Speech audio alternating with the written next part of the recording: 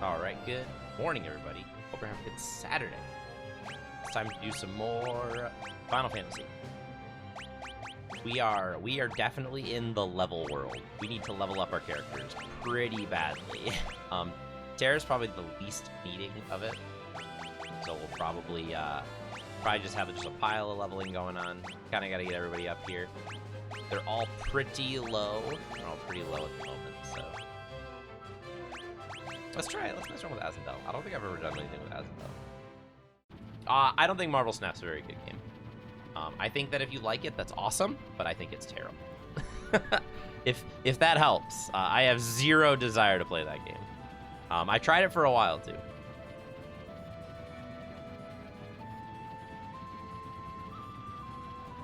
Yeah, not a fun one to me. I hope you're having a good morning, Dosen. But yeah, like I said, people are gonna have differences on games, right? I think I put like 10 hours into the game of like grinding. It's just severely unenjoyable. But like I said, that's just me.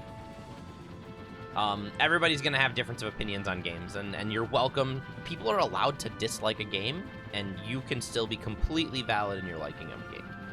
It's just not for me. Yeah, definitely just not a game I want to play.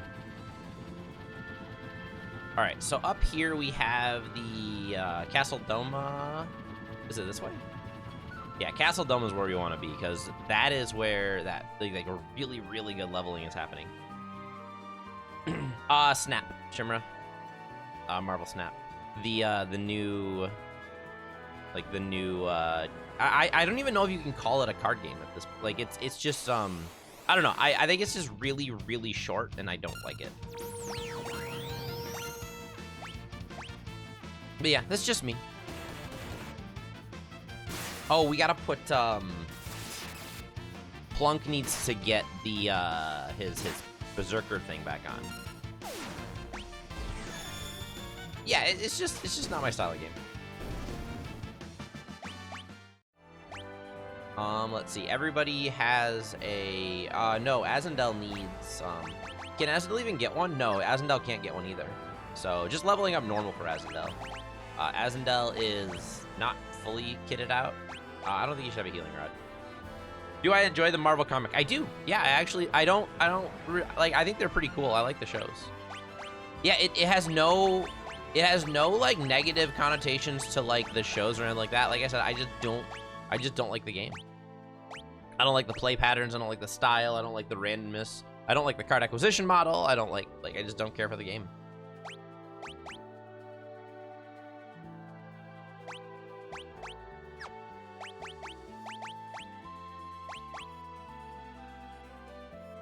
I know. I really want to see the new Black Panther, Nosen. I do. That's one that I'm actually excited to watch. I think it looks really good. I think it's gonna be a good one.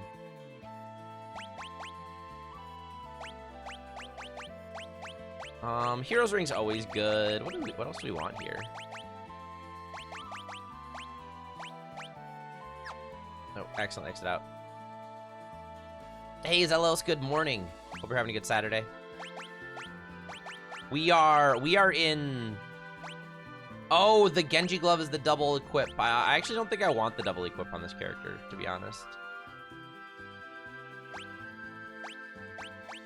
I actually don't think I want that.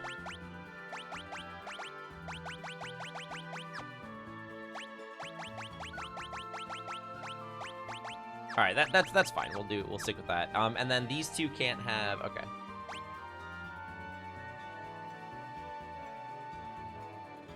Yeah, I think some people like to complain, thinking like that Disney did a bad job of like with Marvel. I actually think it's pretty cool. I think they have a lot of really sweet stuff going on, and I think it's awesome. But like I said, that's just how I feel. Some people don't feel that way, and that's fine. I heard Eternals isn't very good. I have heard that. I don't know. Like my opinion is purely like. I don't have a really strong opinion on it.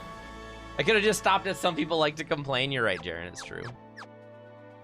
I feel speaking of like people like to complain, I've heard so I feel so bad for the Storybook Brawl situation. That makes me just so sad. Like obviously I don't like anything going on with it. Like I don't like the what decisions the company made, but that doesn't mean that I should want bad things to happen to them. It just makes me sad.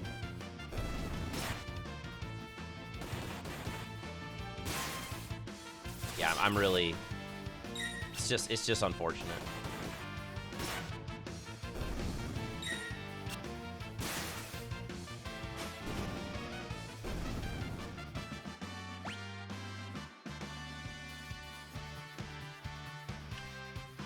So Nosen, Storybook Brawl is owned by that company, FTX, which FTX is bankrupt. So if you look at it that way, like they're bankrupt, they're in debt, they're effectively going to dissolve. They're probably going to sell off all of their assets, and if Storybook Brawl is treated as an asset, they need to unload it. But it just means that there is no more funding for Storybook right now. So that's what's happening right now. Yeah. Like it just like I know that there are people that really like the game and like I don't care for it because I'm not a huge Auto Battler fan. But that doesn't mean that you should want something bad to happen to the game. You see people going like good for them. And I'm like, come on, guys. There are people that are like really, really affected by this. Just because you disagree with them doesn't mean you should want bad things to happen. There's another game that we're talking about, BEB. Yeah, I understand that, Beowulf. I do understand that part. Like the owners are the people that actually made the decision. But I feel bad for like the people that qualified for Worlds. I feel bad for the people that like playing the game. I feel bad for the other people that are employed by the company. Like that's the part where I feel bad.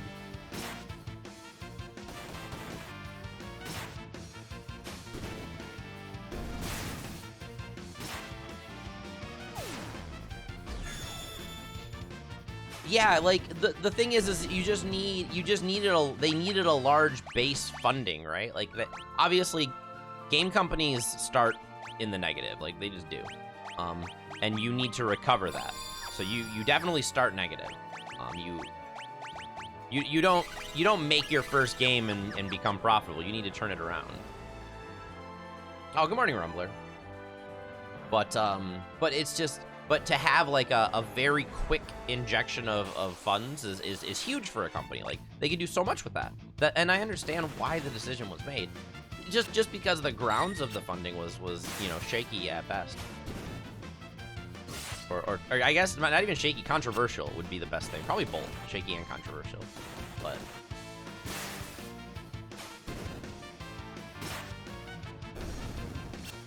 But it's still it doesn't change the fact that the company is owned. Like the ownership of the company is owned by a company that is going bankrupt. So like ideally this is the best situation, is another company buys the rights to it when they sell it off due to bankruptcy, and they continue the game. That is what could happen, and that would be amazing. That is what I would love to see happen. Good morning, BEB.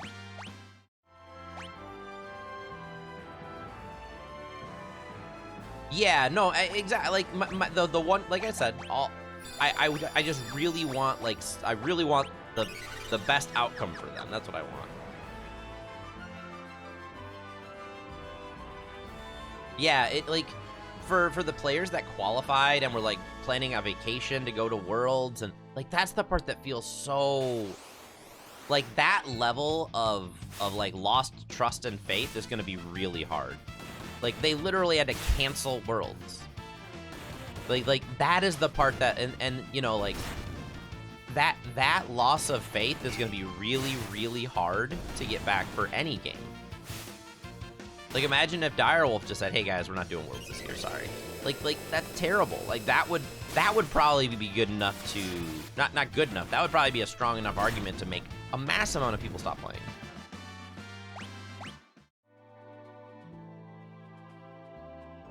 That's the big thing.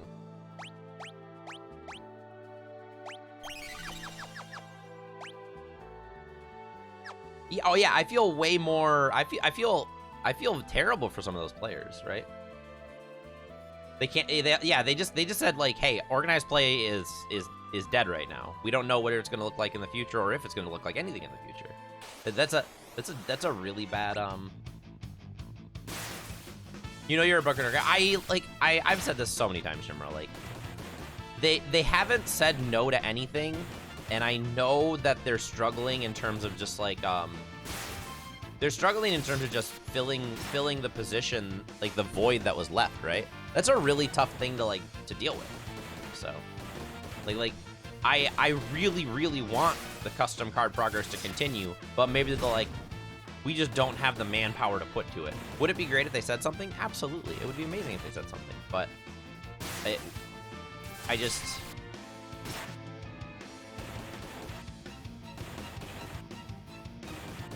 Yeah, I know, Nosen, I know. It's just, it's painful to see, so...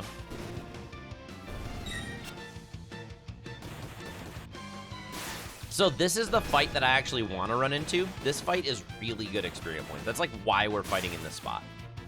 This exact thing.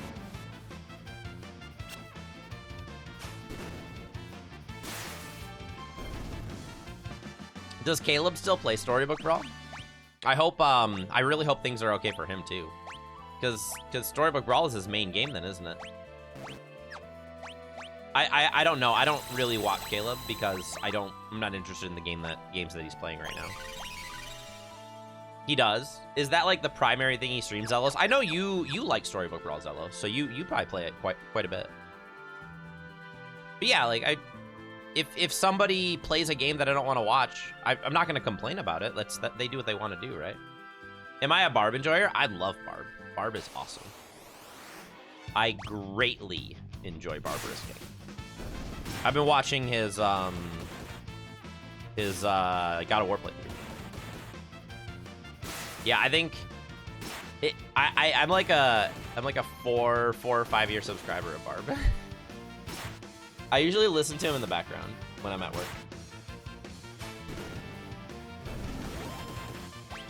Onion Lotus, thanks for the follow.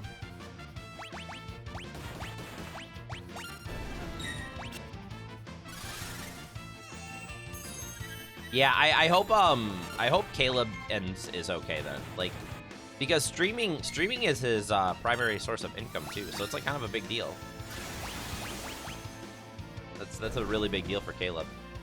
Because if the game struggles, then you know the community struggles, and then the people that produce content for the community struggle. Yeah, like. That one announcement causes such a massive ripple amongst a community, amongst a player base, amongst content creators, everything. It's huge. Assigns a random week. I don't know if I want that.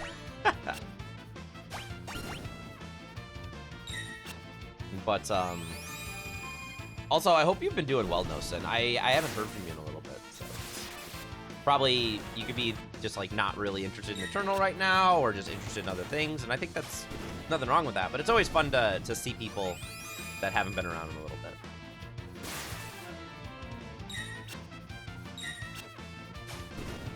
I still miss the occasional Nosen streams.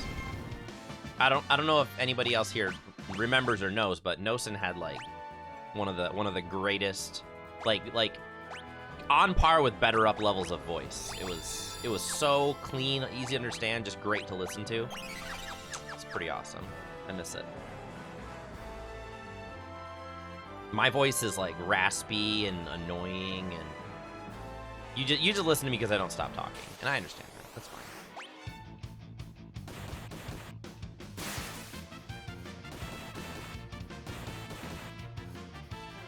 When I was uploading, like I said, uploading my VODs to YouTube now, and I was like just seeing and making sure it worked, and I heard my voice and I was like, oh man, it's so bad. Why do people watch this?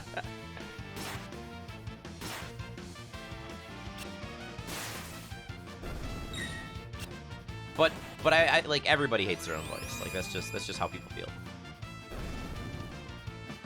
I don't know many people that are like, yeah, I got a pretty killer voice.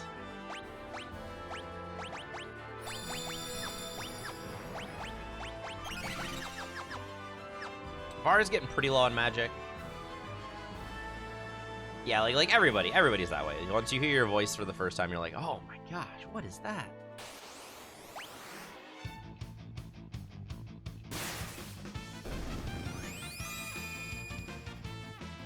So we have a couple of like non-grinding things we can do.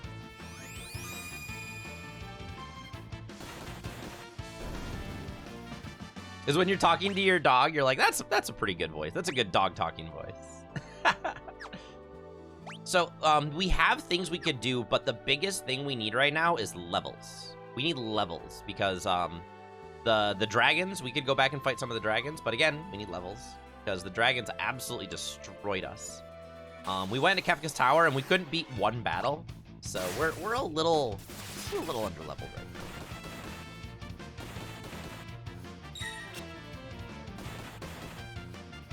That is the large thing. I think it's because like I was like pushing it with like I kind of stuck with one party a little bit, not too bad, but definitely struggled.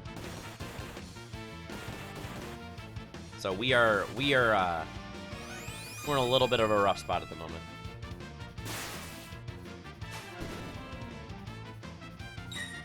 I think I forgot to put the Berserker belt on Umaro again, like the Berserker ring or whatever. I need to do that. It's really good. Yeah, 10,000 gold, 5,000 experience points for one fight. It's so good. Yeah, he does not have the most important item on him, which is his like crazy belt. Where is it? Berserker ring. Is this the one, right? Yup. Equip on a Yeti, see what happens. There we go. Now he's a very angry Yeti.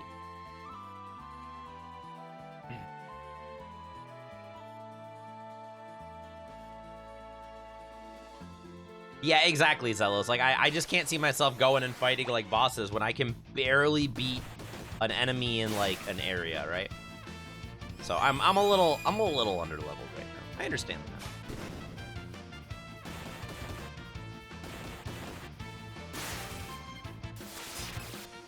I'm actually, like, really, really excited to play Eternal today. I had so much fun on Thursday. We won the 10 game in a row achievement in Throne with a deck that costs like 6,000 Shiftstone, which is insane. It does cost 2,500 gold as well, so there is that caveat to it. But even then, that's so good. I'm like so proud of how we're doing so far. We're doing better than I thought we would be doing. That's the.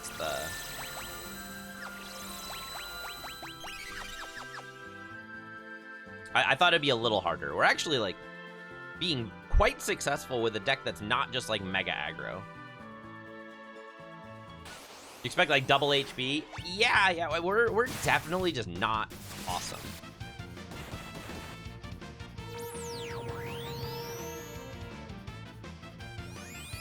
I'm still not exactly sure what Azendel does yet. Like, Azendel seems like a kind of a questionable character.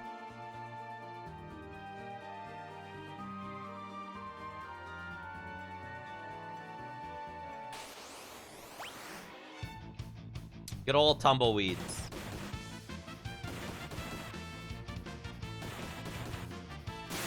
These tumbleweeds are the best. Yeah, it looks like he mimes abilities. I just can't tell what he's actually doing. Does he mime what attacks him? Or does he mime what my characters do? He's just never acting, right?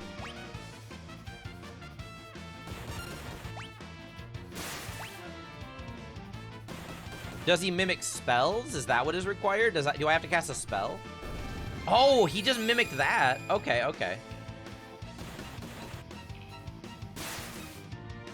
So he did just mimic like the throw a character, which is what Plunk did.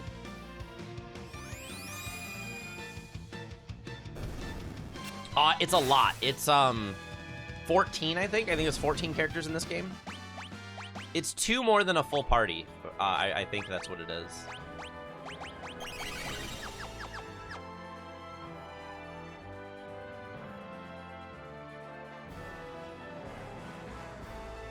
Whew. Excuse me. Yeah, it's a very, like, the party members, and the thing is The last dungeon uses almost all of them. So you actually need to level everybody.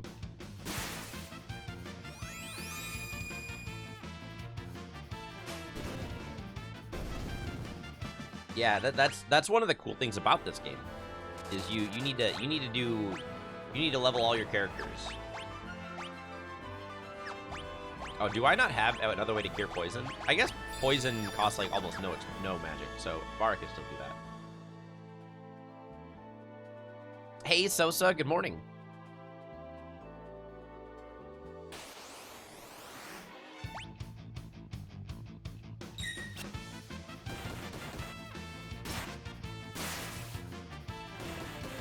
I'm always so used to loading up the stream and immediately Sosa's hanging out. So I mean, don't feel bad or don't feel like you should be here at all, Sosa. But I always appreciate it. Don't think I don't recognize that. You're always hanging out nice and early in the morning with me.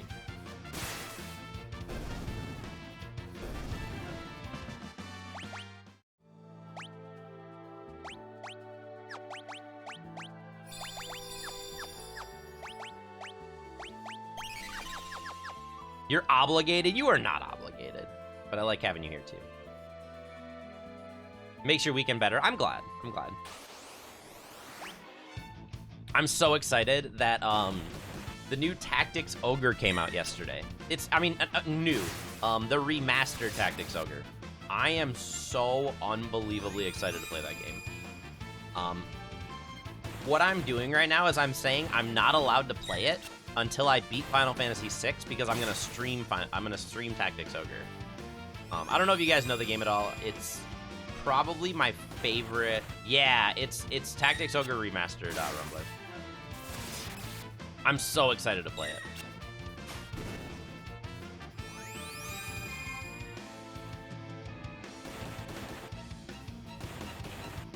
So I think I really want that to be the next weekend game.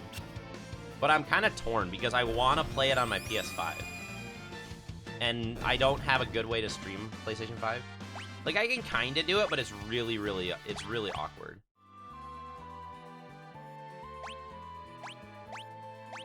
You absolutely can. It's just awkward for me to stream it. Just in terms of what I have for setup and equipment. And I have to move my PlayStation 5 all the time. I don't really want to do that either. So I'm kind of in a spot. Because I think it is on Steam, but Triangle Strategy? I love Triangle Strategy. I think it's a very fun game. Yeah, I have it on my Switch.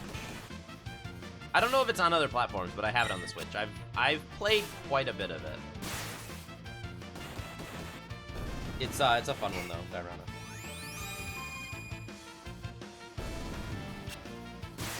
Yeah, Triangle Strategy is great. I am playing Harvestella right now though. I am mega hooked on Harvestella. The game is wonderful. It is my favorite game I'm playing at the moment. Me and Mrs. Cass cannot put the game down. We'll be like, I'll get home from work and I'll be like, I could play a half hour of Harvestella before I start stream, and that's the kind of feeling I have. I just want to play the game more. It's so good. It's such a good game. I will put an asterisk on that. It's a good game if you like farming games. If you like Rune Factory. If you like Rune Factory, the game's amazing.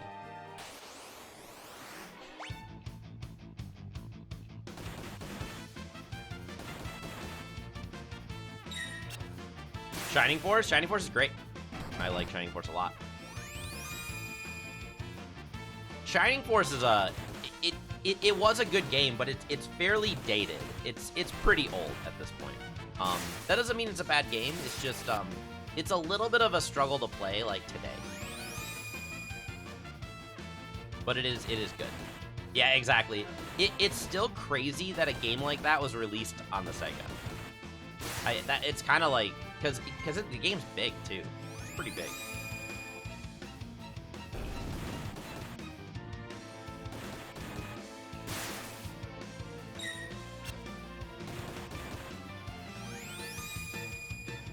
I think there's a Shining Force spin-off where it's like almost like dungeon crawling.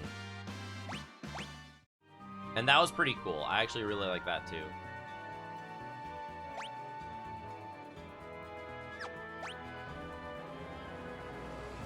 I have one for the Game Boy. I just can't remember what it's called, but it is like something Shining or something Force or... It was a good one though. I really liked it. Man, where I live, guys, in Michigan, the weather changed so fast. Like 2 days ago it was like 70, and today like they're saying that we might have snow. But when that temperature drop happens so quickly, my nose is just like very, very angry at the weather. Like I have like a stuffy nose, and like you can feel it like kind of in the front of my head. Definitely, probably like the worst part about living where I live is the weather change. Just causes that for me. So my voice and my nose is like a little. I feel fine. It's just kind of like annoying. All right, so we got these guys from like 30 to 36. 30 to 35. I don't know how I feel about Azendel. I don't know if he's probably a character that I'm just not going to be using. We went from 80 to 30 in 2 weeks. Yeah, it's just the weather change is just rough sometimes. Like it's really rough. Oops. I do want to change party members. Yeah, it happens in like a day here. So, yeah, we really should not be using, we really shouldn't be using Talir. I want to. So, what are the characters I'm not going to use? Probably not going to use Azendel and Wump, right? And then everyone else we're going to use. So, if I'm not going to use these two, I should level up everybody else. Although, Kriva's not fantastic. I could teach Kriva just a giant pile of magic, though. We'd probably be fine.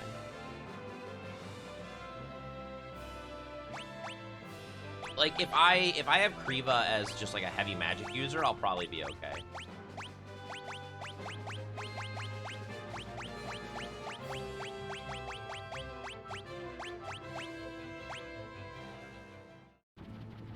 I just need to keep leveling up my characters. Because they're kind of in trouble at the moment. I need more Hermes sandals as well. That's actually kind of an issue. I need more Hermes sandals.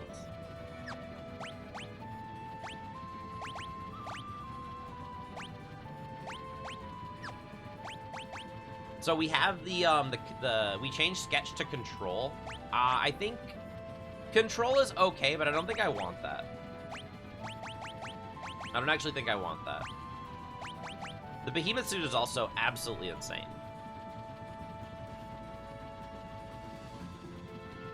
Malborn's motto is 4 seasons in 1 day. That's kind of how Michigan can be too, Shimra.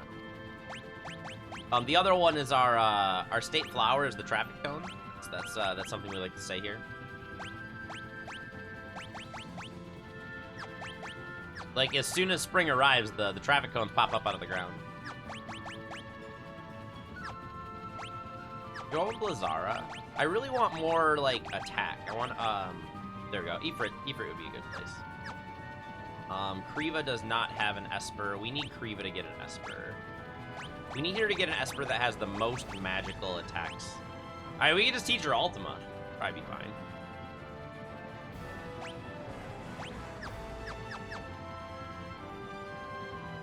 I want Kriva to be our party leader.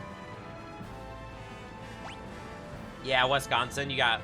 Yeah, winter road construction. Exactly. Alright. So, what do we say we level up these characters a little bit, and then we're going to try and do a side mission.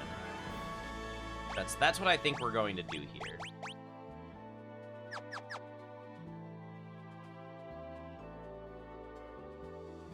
I think the one that I want to do is I'd like to try and kill the dragons.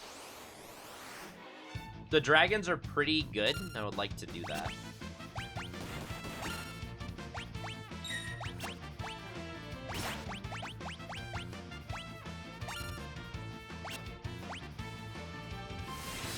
How did Jack die so fast?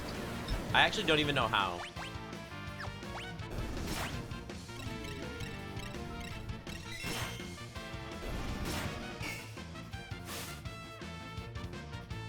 I was too busy inputting a blitz that I did not see what killed Jack. I didn't even see. Do I have a character that can even cast Revive in this party? I actually don't even know. Yes, Krogar can cast Raise. Okay, we're okay.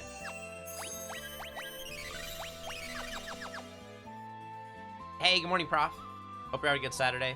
Today, we are very heavy in the grind train. Our characters are just not very high level. Everything we want to do, we die very quickly. That is our current situation.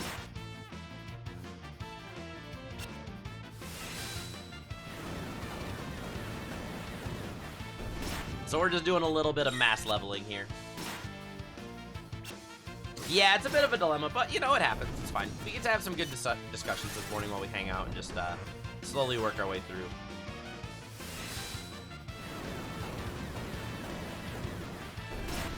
But it's fine. Yes, I did get the Phoenix Esper. I also have, I have a few. I have one that has Ultima, which is Ragnarok. I have a few. I feel that I may have made a mistake with Ragnarok, though. Yes, I did go back to Narshan. That's how I got Ragnarok. I think I may have made a mistake. I feel like the Ragnarok weapon maybe was better than the Ragnarok Esper, because Ultima is like really slow. Like getting Ultima is like 100 battles.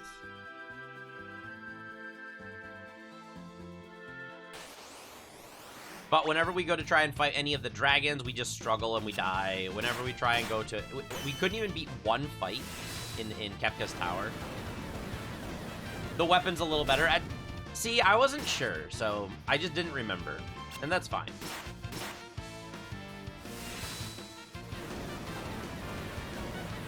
But we just need to level our characters like a ton right now.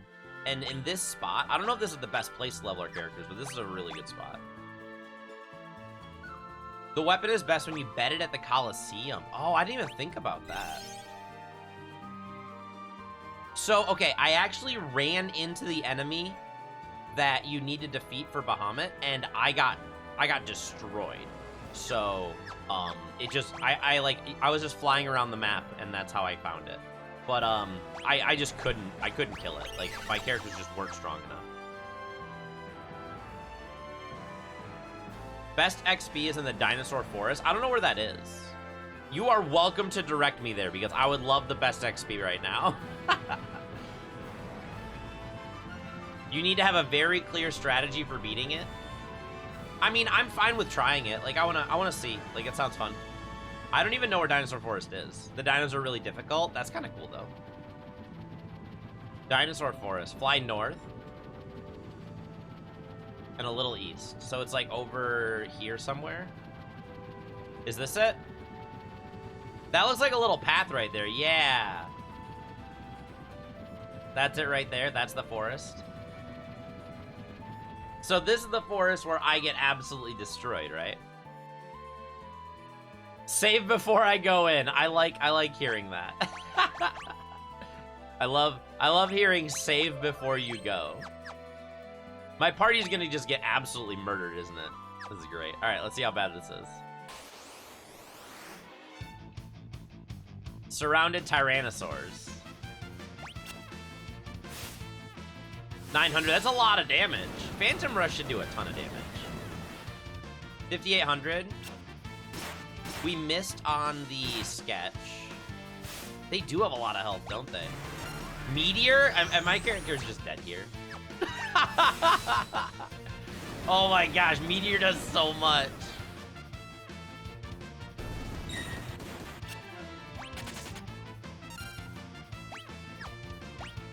Can Krogar defeat this dinosaur by himself? Probably not, right? Maybe. Nope. All right, we got away. Okay, so that was brutal. That was absolutely brutal.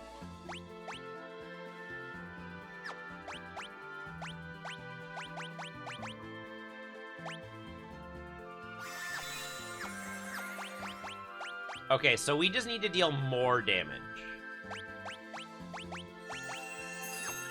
The Rush, using Rush was good. I need to find what characters can do more damage with that. I should have Kriva not do the... They're weak to ice. I don't think I have any ice right now.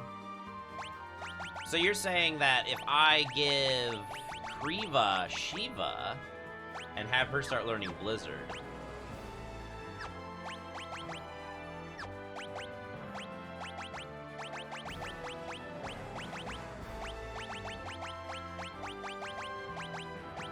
Nothing there. Yeah, Blizzard is what I want. Yeah, I understand that's what I want. I just don't have it yet.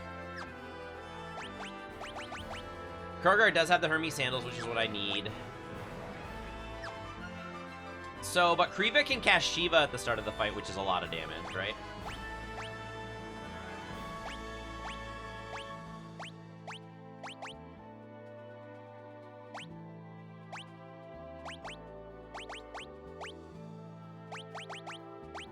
That should probably be a good place to start. Alright, let's try this out instead. 8,000 experience points each. That's really good. Yeah, we were getting like 5,000 each, so this is better.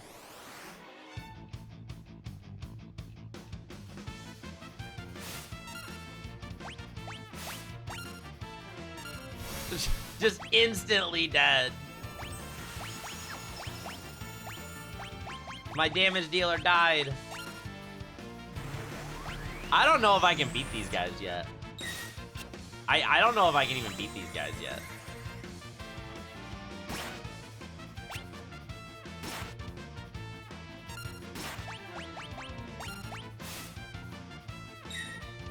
They dying. My character's dying quick.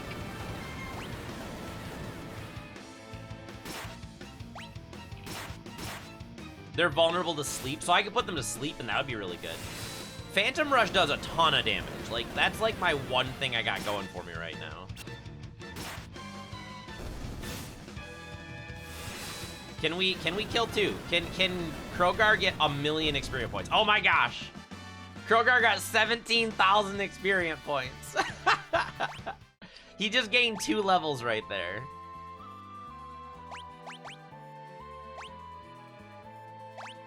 That was funny.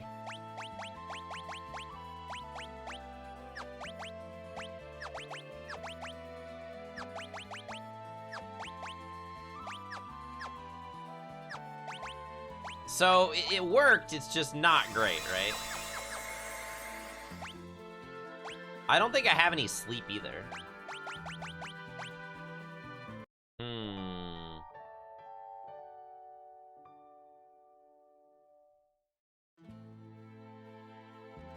Yeah, if you're prepared for it. Yeah, I wanted to try though, right? I definitely wanted to try. It's a nightmare.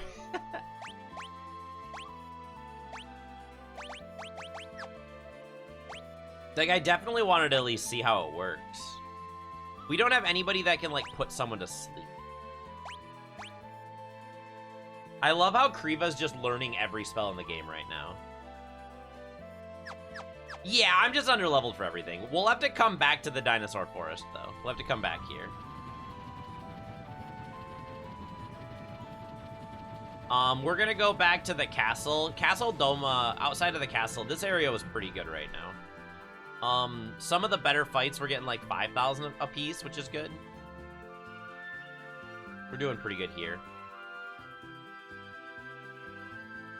Yeah, we're just not prepared for that.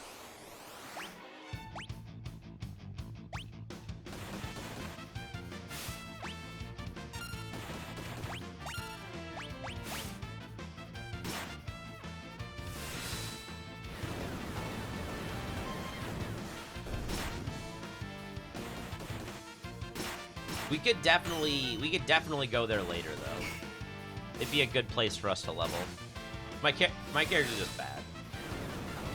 Trick to leveling is to beat Kefka. Yeah, I know. I can't even defeat the enemies on the way to Kefka, let alone Kefka. Yeah, I can't even do that.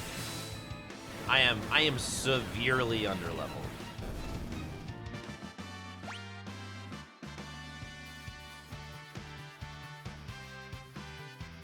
If you want to grind out spells, my best bet is the first area of the forest with the Phantom Train. I don't even know where the Phantom Train is in the world. I haven't been to the Phantom Train yet. Where's the Phantom Train Forest in the World of Ruin?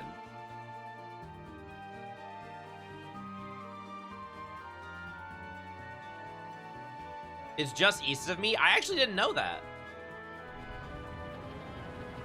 Just like right over here?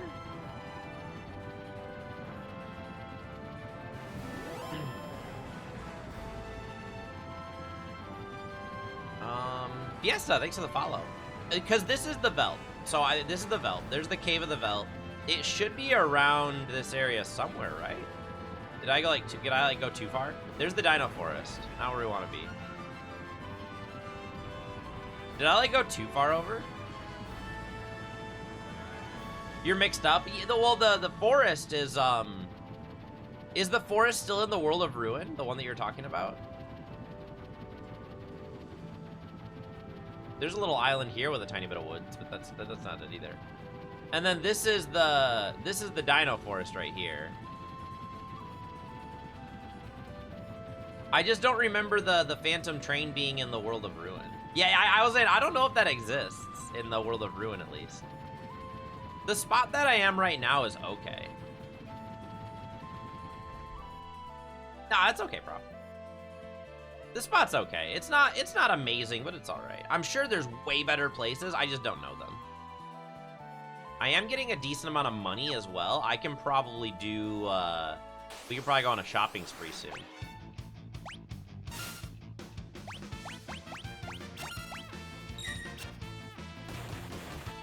Definitely could use, I can go and buy some more rings for some characters. There's a couple of rings I wouldn't mind having.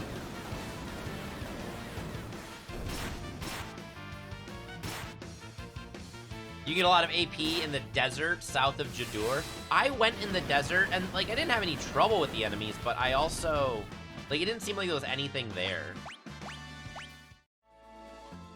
Okay, I have a question, Prof. I have a question. There is an item here called the Reed Cloak. Okay. So it says a Reed Cloak worn by imps. If you view it says it gives you 100 of both of these, but the stats don't look that way, does it? What am I missing with this? Is this like a typo or an error or what? 100 and 100 seems absolutely insane, but it doesn't look like it's that way. Is that just a typo? Oh, the character has to be an imp for it. Okay, okay. That's kind of funny. But being an imp is terrible because you can't do anything, right?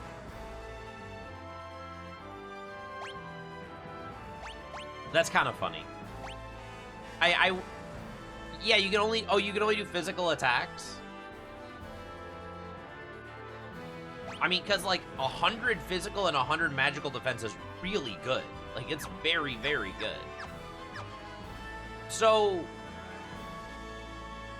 there's equipment for each slot that is specific to imps. Okay, that would be a big difference, right? That would make things way different. Okay, so the desert is actually... Is that the desert you're talking about? This one right here, this tiny one? Because I think this is Jadur, right? So, okay, I was in the big desert, not this little one down here. That's not Jadur? Oh, oops. That's a different desert. This is the desert that I was thinking. But this is also not the right desert. Southwest.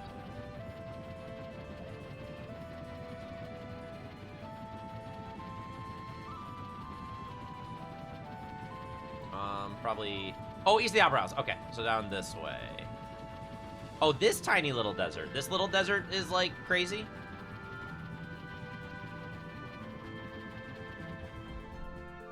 I'm gonna check this town because we have a ton of money right now.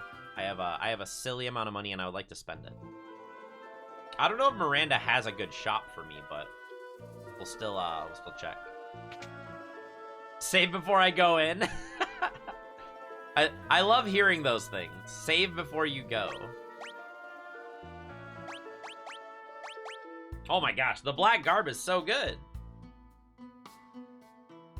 Man, Black Garb is great. I should probably have this for 3 characters, minimum.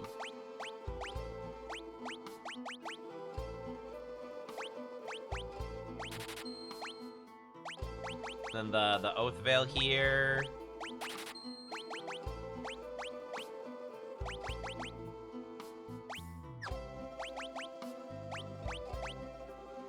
Oh, the Oath Veil makes her agility go down, though. But she gains... She loses magic evasion. The Oath Veil is actually not as good. I actually don't like that one. That's fine. Oh, I'm never changing the Behemoth suit. We're not doing that. Yeah, Black Garb is just better, period, though. That's a good one.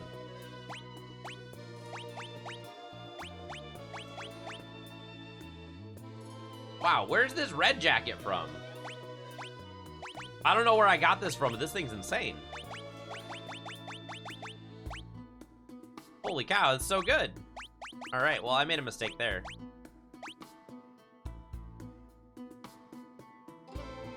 You can get more Behemoth suits? I didn't know that. Well, the thing is, can't only 2 characters wear the Behemoth suit? I didn't know other characters could wear it.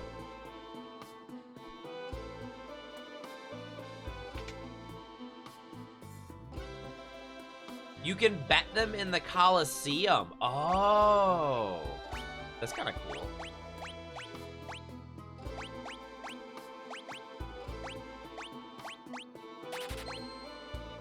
I want to at least have one of these weapons. I don't know if the scrolls are actually, like, worth using.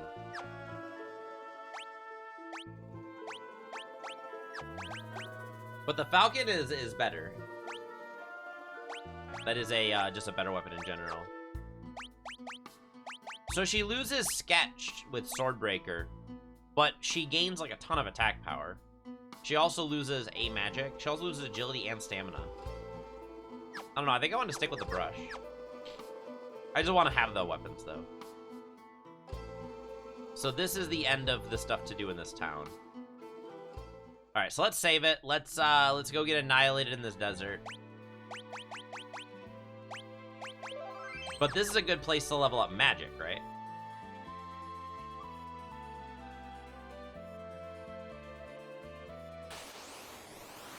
A slagworm. Okay, so this thing's huge.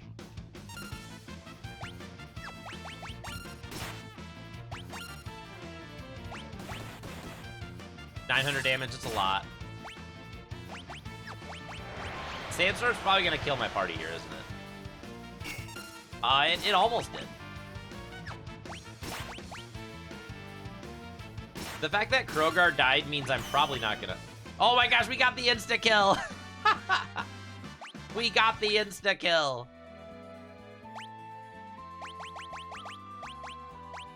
Alright, they're not immune to insta-kill, so that's a good thing.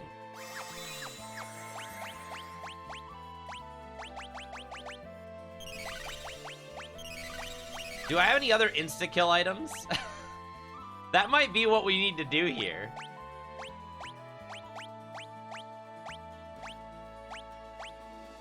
I have an assassin's dagger here. So I have an assassin's dagger. Do I have any other ones?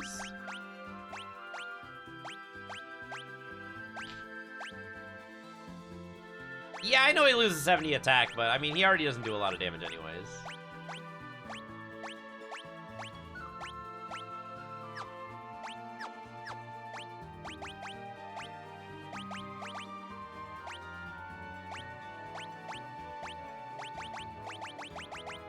Nothing here.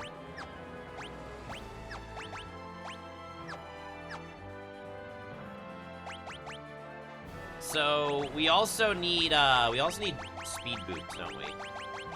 Do I not have any more? Oh man, I need to find the accessory shop. That's what I need. So I can buy more Hermes sandals. Is that like the one enemy you fight here though? Just the slagworm?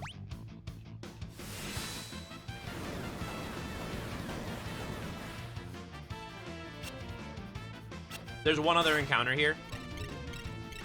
Oh, did we just cast stop on him? I think we did. I forgot he has the stop one too. All right, this actually isn't going too bad.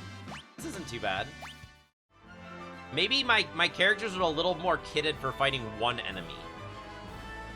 One enemy is a little more tolerable.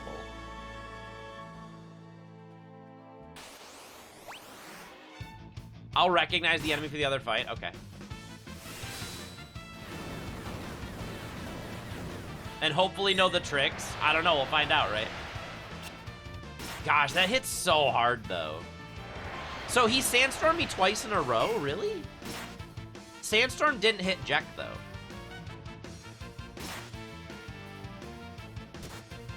Crush does, though. All right, we're dead.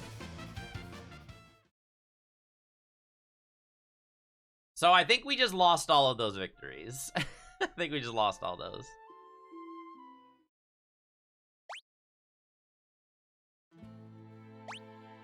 So if we look at Kriva... Yeah, she doesn't have Blizzard anymore. Okay. So that's tough. I don't know if I can do any of these, like, bigger things right now. I think our characters just aren't good enough. Like, we're spending time... Like... I know that these are the higher potential. Our characters just aren't good enough yet. That's fine. Alright, we'll be done for now. We'll be done for now. I know where we can level. I know what we need to do. It's just gonna take a bit of grinding. It's gonna take a bit of grinding. And that's okay. Alright, I'm gonna grab some coffee. We're gonna load up some Eternal.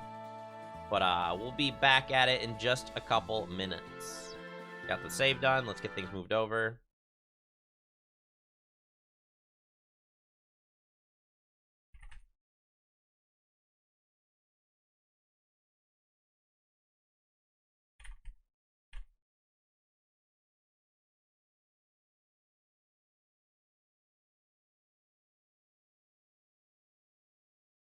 Off-screen leveling imminent. I know. I've been trying so hard to avoid it, but I'm probably gonna need to. I'm probably gonna have to do it. We're gonna do some off-stream grinding. Because I still want to make it through the... I still want to go through Kefka's Tower and fight Kefka, because it's such a cool fight. Have a great day, BB. It's such a cool fight. I still think the Kefka fight is one of my favorite boss fights of, like, all of games. It's just so... It's so awesome. I love it. All right, I'm gonna grab some coffee a second, but I will load up our deck list screen. Oh, we got a new theme deck? Oh, man, which one is this one? Ooh, Combray. I love Combray. Combray may not be great, but I do love it. So I think we're going to get a quest that says play with Combray, right? Yep. So now we got to do a gauntlet match with a Combray deck, which I think we already have a Combray deck. We'll just make it better, right? It's been a long time since we've looked at this deck, so we could probably make some good improvements. So anyways, let me grab some coffee. I'll be right back, guys.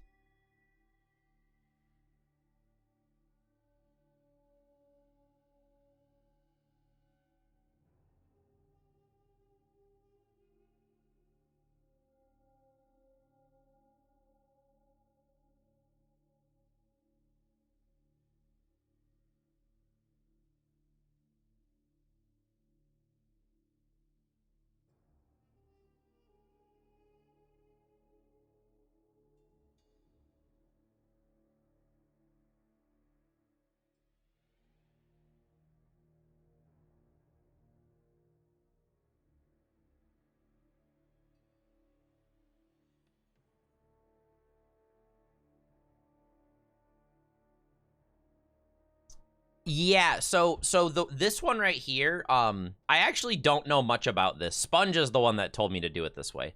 This is how you make it bold. So that's the text to make it bold. I don't know very many of them. Walking Sponge is the one that knows all of it, or Collector. I know very little. All right, so this deck definitely needs some help, right? We are just not, this deck is just not completely ready. I think it is, Jaren. I think it is just HTML. I just don't use it very much, so I'm not very good with it.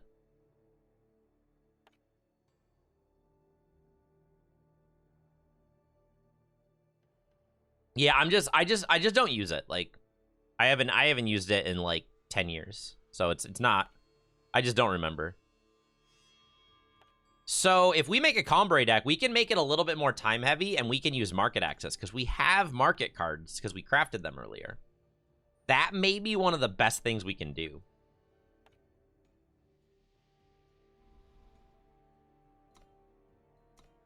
And then suddenly we go...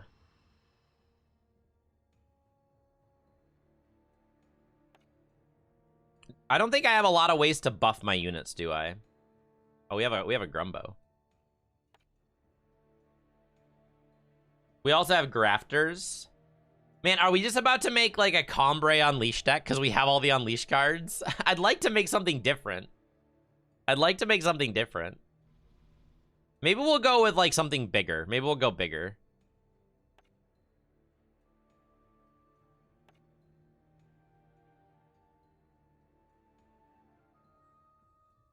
I know Justice Market's better. We just don't have the card. We don't have like the cards to put it like to make a Justice Market. That's all. Yes, I agree it is better. Absolutely. It's definitely better.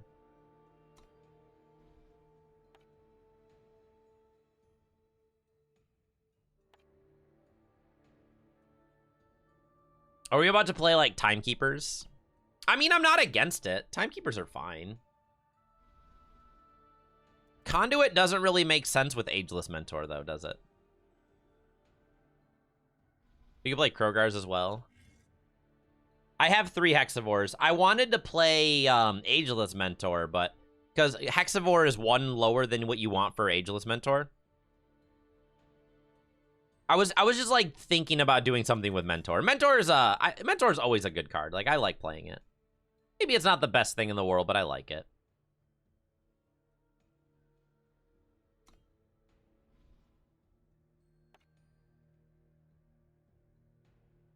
We have an Alchemy Student. Do I have like really good Combray cards that would make good be good in the market? Like, that's a good market card. Minotaur Brawl is actually a pretty solid market card too.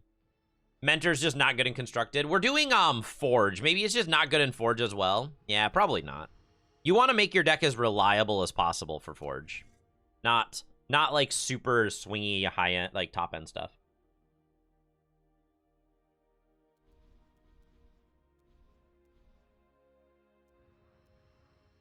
Hey, Umageki. Good morning. Happy Saturday. Yeah, this is Gauntlet right now. Maybe we should just, like...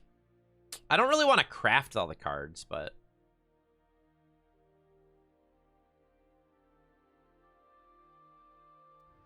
we could probably ditch the wings. I feel like at this point our deck's just going to be large enough. Like, do I want to keep Record Keeper? I think Record Keeper is good, though. I like Record Keeper.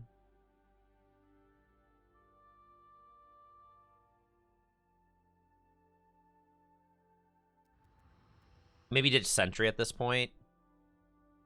I want to cut some of my top end, too. Probably just cut the 4th tree. I think Honor Guard's better. Like, the life gain's just stronger. I think Krogar is a little better than Carnosaur.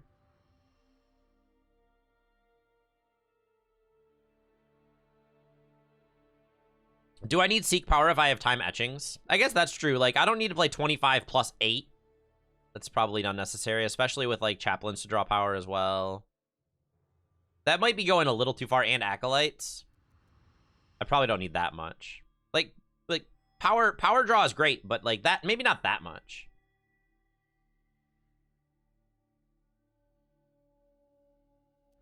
We should probably not play these Timekeepers. We should probably just not play Timekeeper.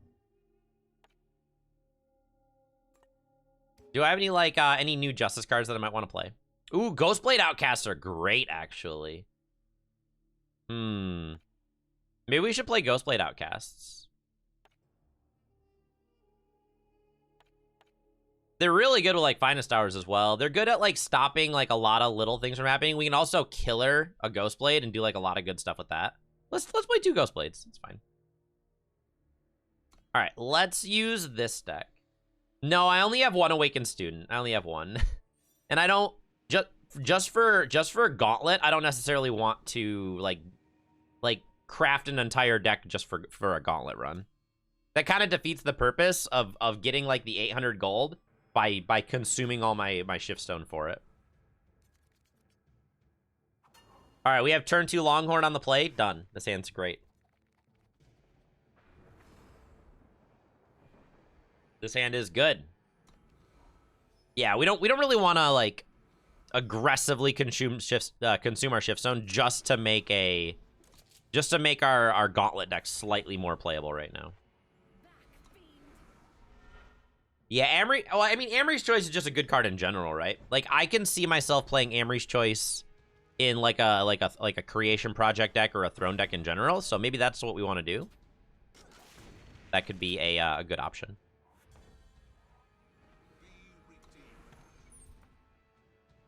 So we don't have cost reducers for Doonhill, but Doonhill's still a solid top-end card anyways. I should definitely attack with Grafter here.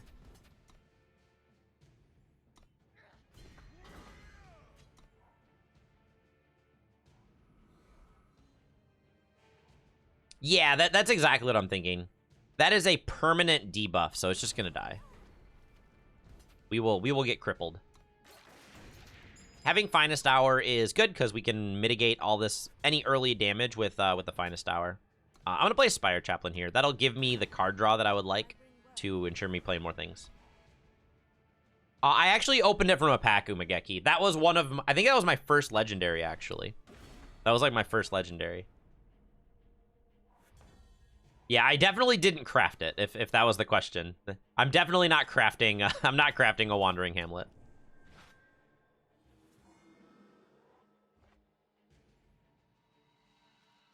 I definitely don't think it's good enough to craft. And I'm not even playing it. I don't think my throne deck should even be playing it anymore. Like, it's not actually that good. You could easily just not play it. It's not that strong. Let's see here. I should probably get Behold. 3, 5, 6, 7, 9, 10, 11. They're not dead, so...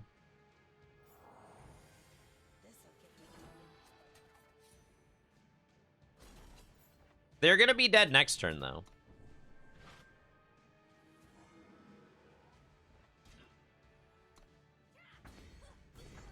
They're super dead next turn. Because we'll have 3, 4, 5, 6. We can play all of these cards next turn. Cripple's fine.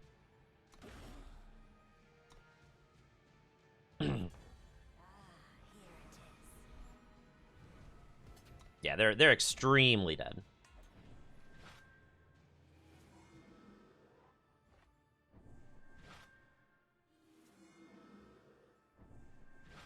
Okay.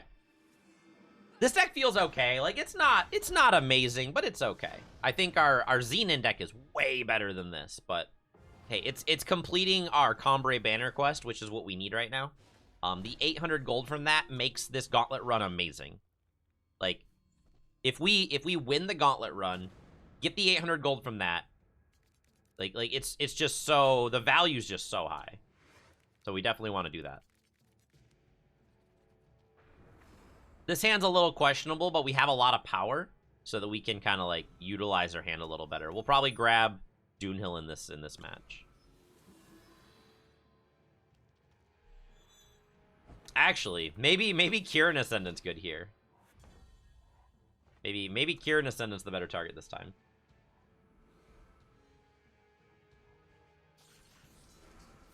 Kirin Ascendant might be absolutely necessary, isn't it? This is actually terrifying.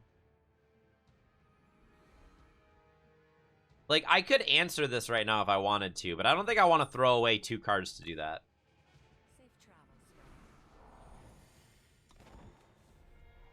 AI just busts its own relics. I mean, they have 5 power this turn, which is really bad.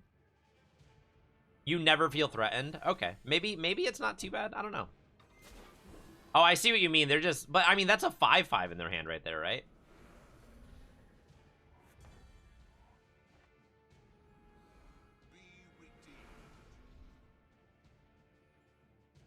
Yeah, I wouldn't be using it in Gauntlet, but I'm saying for, like, Throne itself. Yeah, it's not amazing.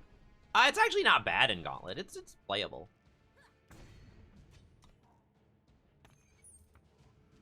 I think I'd rather use the Grafter than to use the Etchings, right?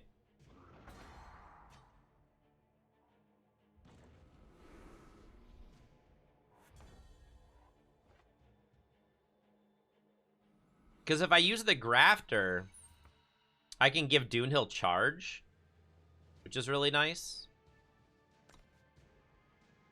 And it'll also be larger. I think that's better.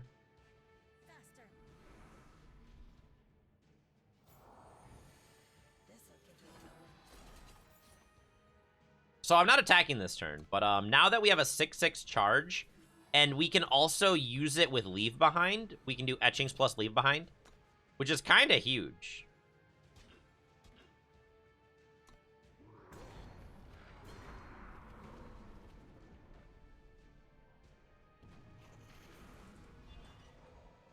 Oh, you're thinking just time. Okay, I understand what you mean. Okay, this is a question. Can I put this in the market right now? And it doesn't go to the void? I actually don't know how this interacts, so I'm gonna try it. I just want to see if if this card gets discarded at the end of the turn. I don't know. It really doesn't? That's so busted. That's actually really, really good.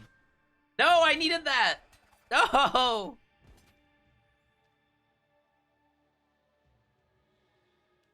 I'm absolutely killing this 1/1. That's so good. I guess I should just leave behind the board here, right? All right, goodbye. Boop. All right, that cleared that up. Now we can play our stuff again. They can just draw a card, I understand that, but dealing with the 6/6 was needed. My hair looks cool like this. It's definitely getting to the point where like it's about ready to get cut. Maybe in a couple weeks I'll get it cut.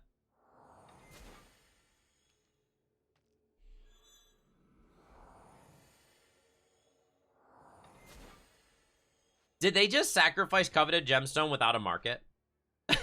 Is that really what just happened? I think that's what just happened. They sure did. All right, maybe I'm a little like overly concerned about this deck. They do it all the time. I mean, Drifting Drone's scary. Drifting Drone's actually pretty scary here. All right, Drifting Drone is suddenly way less scary.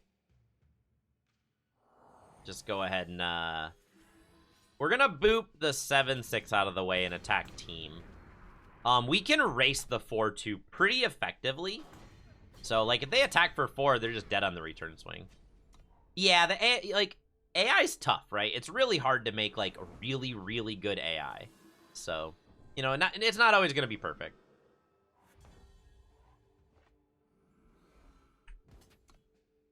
Not always gonna be perfect. Especially for a card game, right? Because there's so many moving parts to a card game.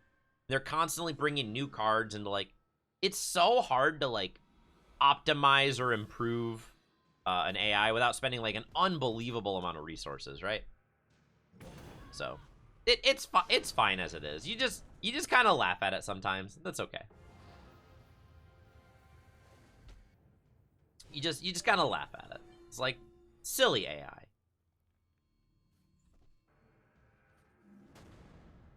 Man, we're on the play so many times today. We have Ghostblade plus Student. It's fine. The AI knows its strength, but not the opponent. We just need to draw a couple of power and be great. You appreciate that it's stupid in predictable ways? Yeah, like it always falls for combat tricks, right? Every single time. It never succeeds when it comes to combat tricks.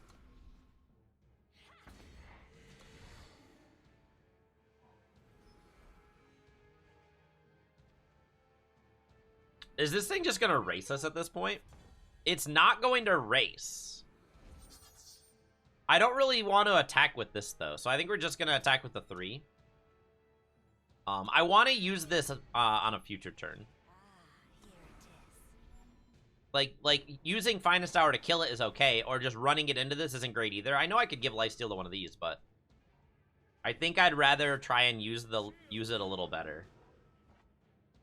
Especially when we have a Finest Hour.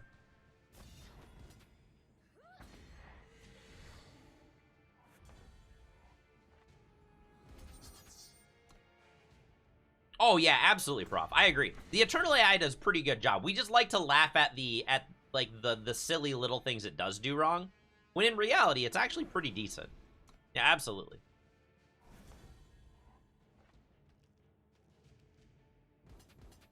Yeah, it's actually not bad at all. Although it does fall for every combat trick ever. It does do that. It does do that. The reason I didn't attack here is because if they double blocked this, I wouldn't have been able to kill the I wouldn't be able to kill both their units.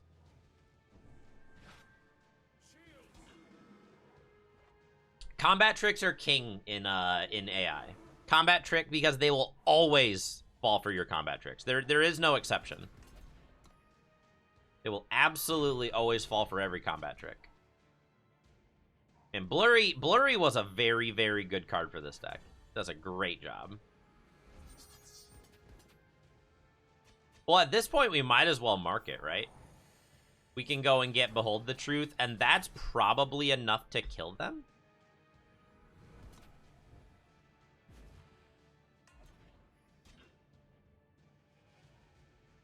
Gruon form! I think they're still dead, though, right? Yeah. Any campaign-free gauntlet grinding?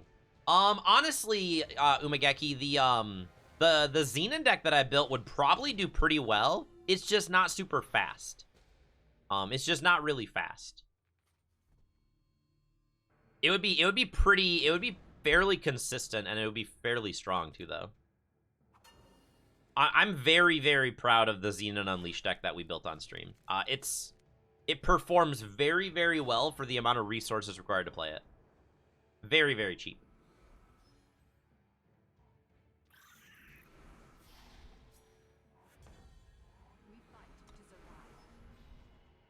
So I'm not going to block this turn, but I'll block next turn. I don't even know if they're going to attack me, though, right? They may not even attack this turn. Although they might because they have a blocker. All right, we have a Longhorn. I need to still kill this 1/1 before I can attack with the Longhorn, though. The 1/1's a problem. Oh, never mind. We're fine. This Reckless Lifestealer is actually amazing. It's going to attack in. We're going to block here and then buff this to a 4/4. So we're perfect. Devouring Shadow kills one of them, which is fine. Now we just block, and then we'll make this a 4/4, and then we'll just block this next turn. If they kill my 4/4, I'm going to be a little sad, but...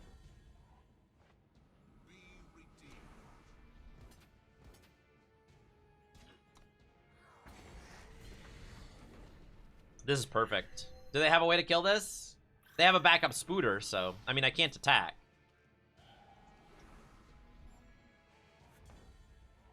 Killer's good, but I think I'd rather get...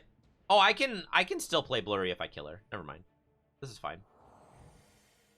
Because we'll kill this, get power, and then play Blurry.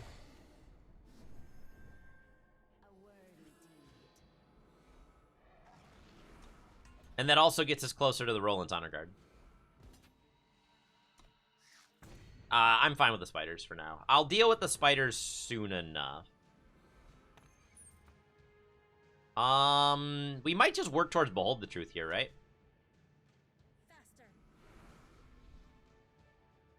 We could probably just set up like a big Behold the Truth turn. Do I want to deal 7 this turn? I deal 6, right? I mean, I can while they don't have a lot of power up. Yeah, it's fine. We'll throw it away. I should have actually attacked with I should have attacked with everything. I actually missed a ton of damage there. I am bad. I am very bad. I missed so much damage that turn. It was terrible.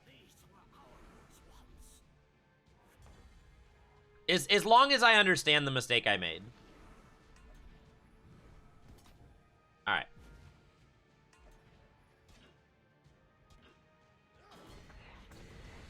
They lost all their stuff. They're pretty much dead. We're looking okay.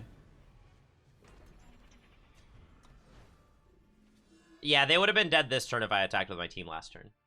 Because they still would have blocked the Deadly, right? Get back the Destroyer. That can actually keep them alive, can't it? Because that gives them 8 damage to block with right there with the lifesteal. It's actually kind of awkward. I guess we'll kill them next turn because they have to attack with this. And then we'll just let it run into our 8/7, and then we'll kill them next turn.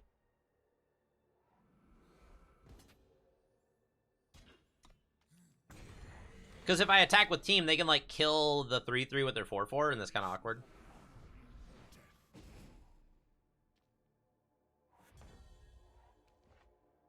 I don't think they're dead, but they're close enough.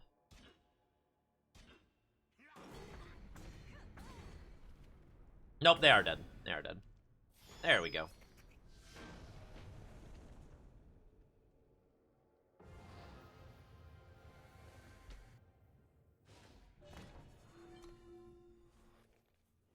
The deck that you have been running in Gauntlet is no longer on Eternal Warcry. Really? Was it one of your decks, or did somebody, like, take it down?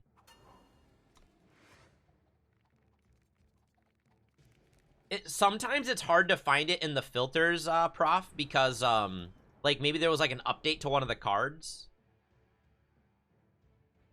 You might need to change the filter to, like, be end of time and stuff like that. Yeah.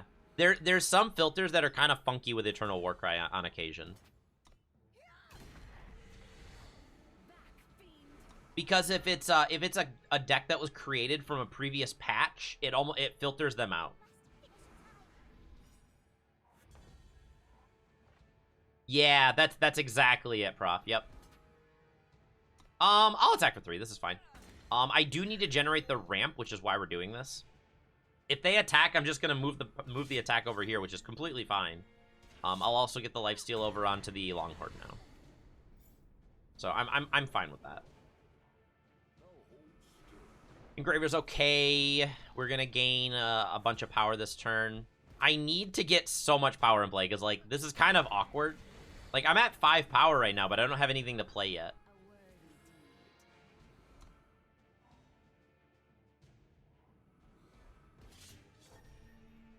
So they're planning on playing another unit, and then they're gonna double block this. So I can't actually attack anymore.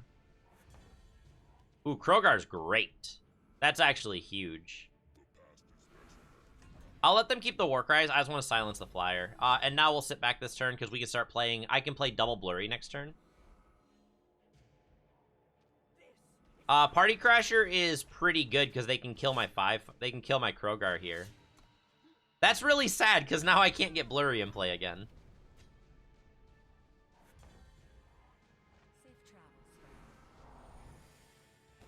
What looks awful for Gauntlet? Oh, the deck that was just posted?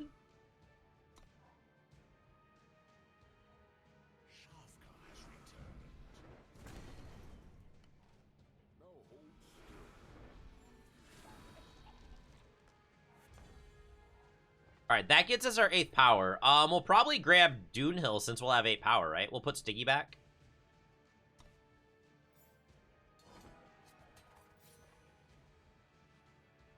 And now we have double charging Doonhill coming down. Oh, I don't have double charging Doonhill. I just have double Doonhill. Double Doonhill's still very good. And then I can play Wandering Hamlet as well.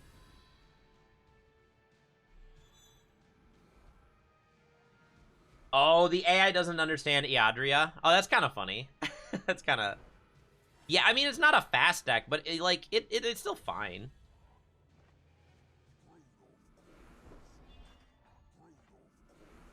There we go. So next turn we can play Wandering Hamlet, and then they're just not going to be able to, like, compete with our giant dudes. Our units are going to be real big. These are going to be 7/7s. Like, they'll be able to kill a 7/7, but it's going to cost them, like, everything.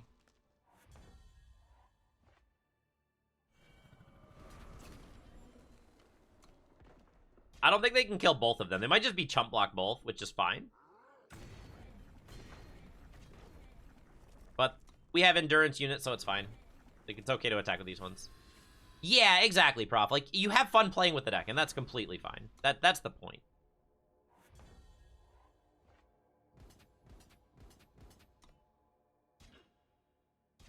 So are they going to double block? They are going to double block this, which will just find a Stour.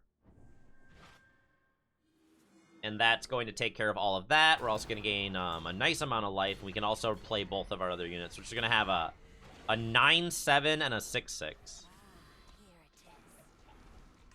Like, I would happily replace Wandering Hamlet with a Xenon Obelisk. I think that would probably just be better. I don't think I have one.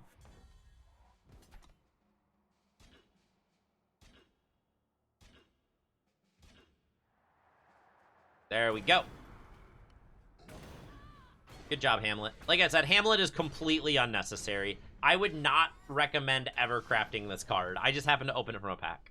I would heavily prioritize like Xena and Obelisk instead. There we go. There's our 800 gold. That's our Combrei right there. But we still got to continue going. We gotta climb the ranks. And we do not need to do Forge anymore because Forge we are in Masters. So there's no reason to play Forge.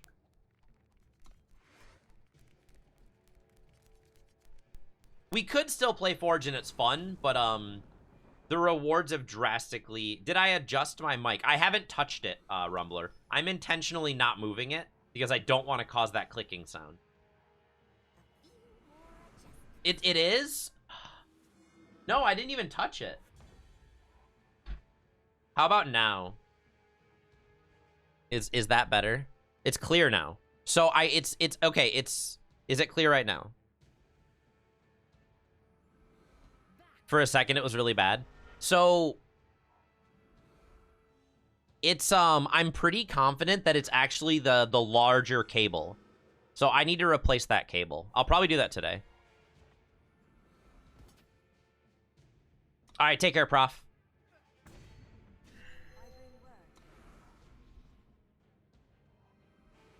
I'm fairly confident that it's the larger cable that runs between my microphone and my my Go XLR. Now that I know what the problem is, then I think it'll be a little easier to kind of troubleshoot and solve. Which is good. It means that it means I don't need to like repair anything on my microphone. I just need to oh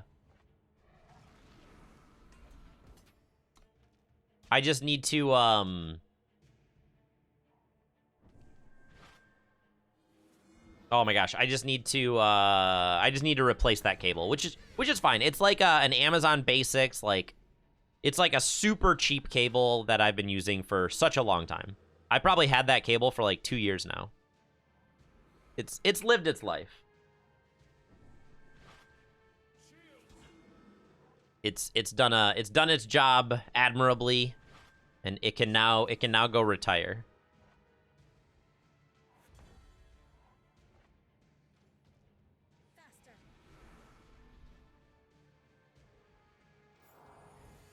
Every time. Behold the Truth is always the target. Behold the Truth is just a great card. I wish you could retire after 2 years. I wish that it lasted longer, but I just didn't buy like a super expensive cable, which I probably should have got just a better cable originally, and it would have been way better. Bronze, behold the truth.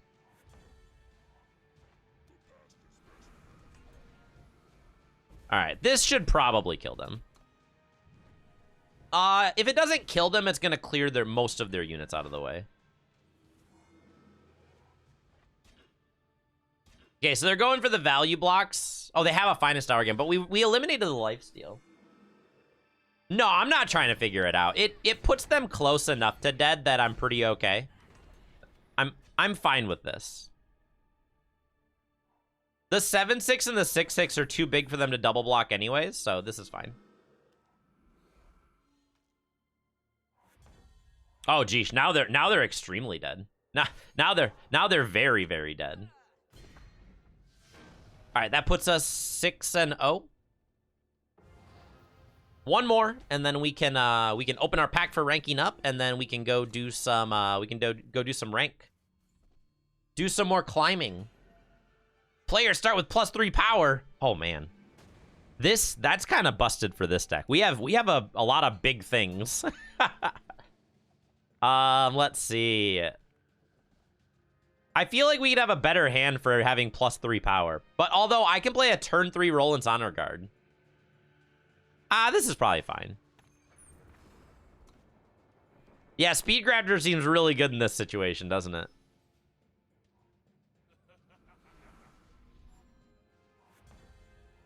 Oh man, that's a good draw. Let's go ahead and run out the Record Keeper. Next turn we can Speed Grafter plus activate, and then give this make this a 6/6 flying charge. Oh, Ace, but yeah, you're right. I should have. I was just being cheeky to try and make it like shortcutting it a little bit. I don't think I'm gonna need Bright Mace here. Let's get... Man, I want to get Doonhill Clan. I'm gonna get Doonhill Clan, and we're gonna give Honor Guard charge. Because next turn I'm gonna attack for 6 in the air. I'll just take 4. I'm about to gain a ton of life. I'm not too scared of their units. Their units are a lot less scary than mine. Next turn, we're going to play Stiggy, and then hopefully we draw another power. Now I'm actually pretty happy with this block. Because now I'm just gonna buff Honor Guard again. That actually shortens the clock by a full turn.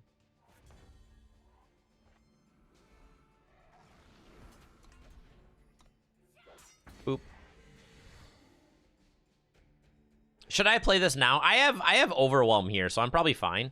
I should probably still play it because they're probably dead next turn. They're probably dead next turn. With the attack team plus a Finest Hour. Yeah, their 4-drops are just not as good as my units.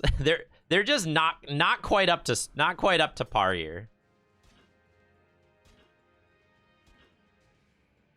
So 7, 8, 9, 10, 11, 12. That just kills them. I don't even need to worry about these guys. There we go. We got our new pack. We are now Diamond, right? We're now Diamond in Gauntlet.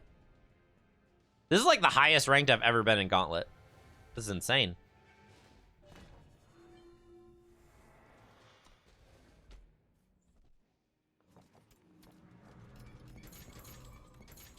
There we go. There's our free pack.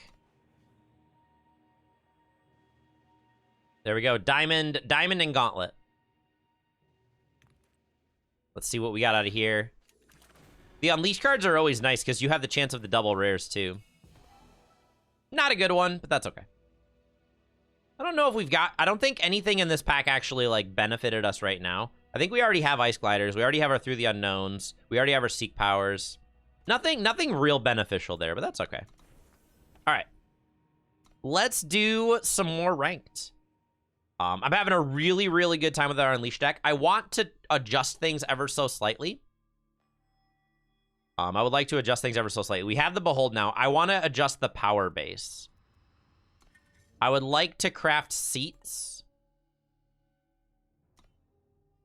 Not a seat, banners. I would like to craft some banners because they're very inexpensive and it's going to drastically improve the power level of this deck. I think that's going to be a good addition. And then I think we should probably ditch the Life Speakers at this point, right? And just play the Living Example ×4. The Living Example is just such a better card. And now that we improved our power base, the double time is just... It's actually impossible to not have 2 time on 2 now. So we have a 100% success rate with double time on 2. So there we go. Our market could still use improvements, absolutely. Our market is still a little like shaky, I guess, is the best term. I don't know exactly how we would want to improve it right now. I think, yeah, I'm sure there's ways we could absolutely improve it, but I don't know what I want at the moment. Do we have Banish? I do not have a Banish. A Banish is definitely something we could have. Relic removal, we're actually playing 4 Dismantle's main example note. So, like, we have good removal. We could absolutely play, like, a Banish. That would be a good one. That would absolutely be a good card. Like, Send an Agent would be great, too, but we don't exactly have Bastion Rising, so...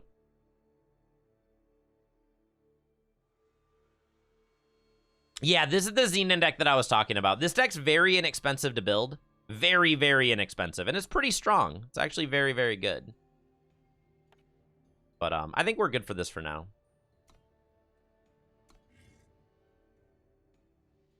Yeah, this is a very, very inexpensive deck, Umegeki. It's very, very easy to play. Very quick to build. The only part is you need to make sure you get Krogar from a it's not a campaign, it's a chapter story. So that's 2,500 gold. But you get more than just Krogar. You actually get like four different promos. But the rest of the deck is like, I think it's like around 6,000 Shiftstone, maybe 7,000 Shiftstone. And that's very, very cheap. You could build this deck probably on day one if you started playing the game. We're also using a lot of new cards.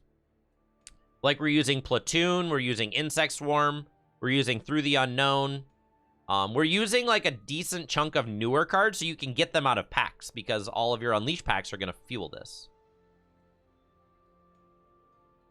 But anyways, recycling is resolved. This deck is actually on Eternal Warcry, yes.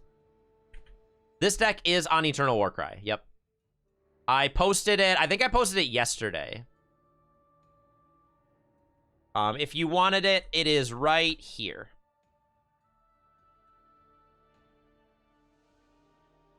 Anyways, let's go ahead and get into it.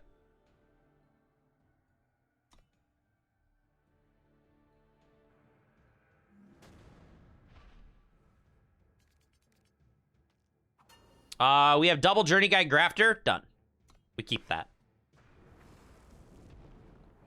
So the whole point of this deck is you're utilizing Journey Guide with Unleash cards to make very, very powerful and early game, like very, very quick plays. The deck is fairly quick. Because now Dunehill Clan, if we grab it from our market with Speed Grafter, it's going to be very, very cheap. What you understand my day job is? Oh, you have a story? I would love to hear a story. I do enjoy stories.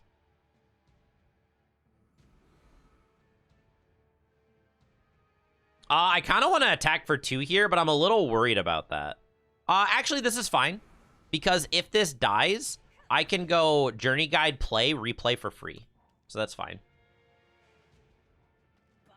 Double damage Dasher. I mean, I'm taking a lot of damage here. I'm just going to take 6. That hurts.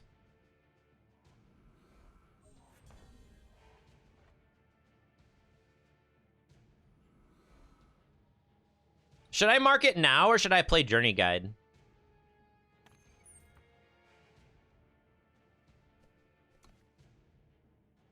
I'm already planning on blocking here. I think I'm just going to play Journey Guide. I was planning on blocking, though. I guess this is fine, because if I bring it back, I can replay it and fetch it from the mark and fetch to the market anyways. So this is fine. Software Engineer.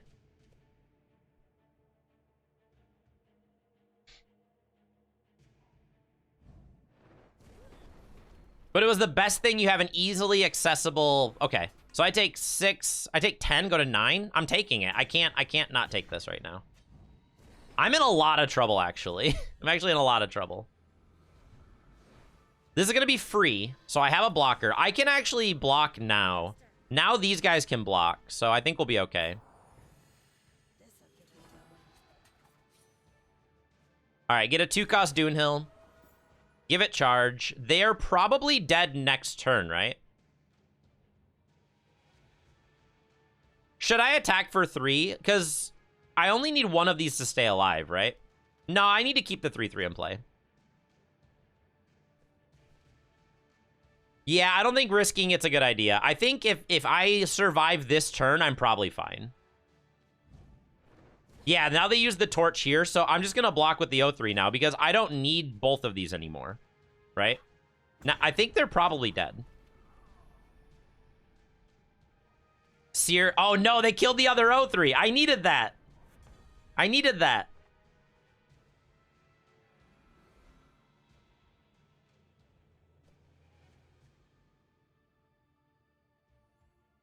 I'm actually gonna do this. I'm gonna have this as a 1/4 blocker.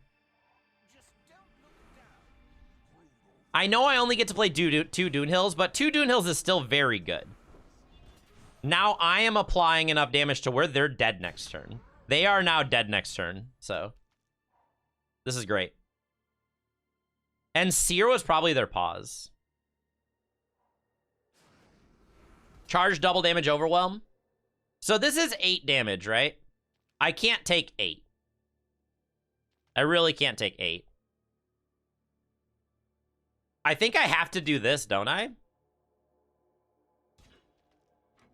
Should I block both of these and then I can just play a bunch of insect swarms? I should be a little careful, right? No, I think I'm just gonna chump here. I think this is better. Well, now when they have one, like, if they have a torch, I'm dead, right?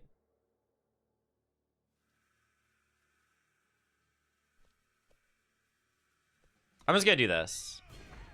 I can't afford to them have a torch. You double block the Sprite? Yeah, I could have double blocked the Sprite and that probably would have been fine as well.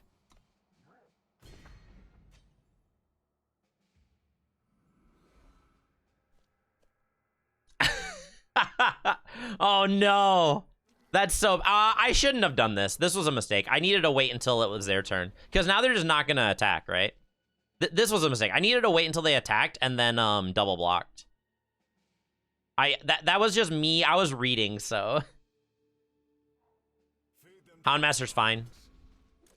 I'm just going to double block and kill this now. Because they have to now block, which throws away their Houndmaster here. So they have to block now. We killed the 2-1. It didn't change the outcome of the scenario, but, like, I still could have done it that way. That Dasher was absolutely ridiculous. That Dasher did so much. That Dasher was so good. Yeah, it was turn 2 catalyzed, turn 3 double damage Dasher. It was painful.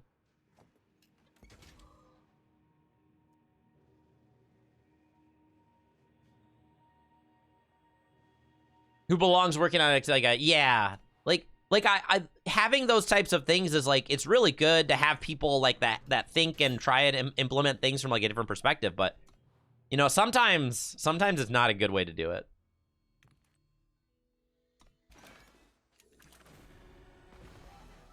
Got a display of passion. I don't think I have any of those, so that's nice to get. Adept's a good card. Thunderpop's nice. Unionist is also good. Unionist is a card that I want for our end game, so this is good. Unionist is a good one for the end game. All right, I'm going to load up the deck list screen. I'm going to grab some more coffee, and then we will continue with this deck in just a few minutes. This deck is doing a great job. I love what we have going here. But anyways, be right back, guys. Thank you so much for hanging out.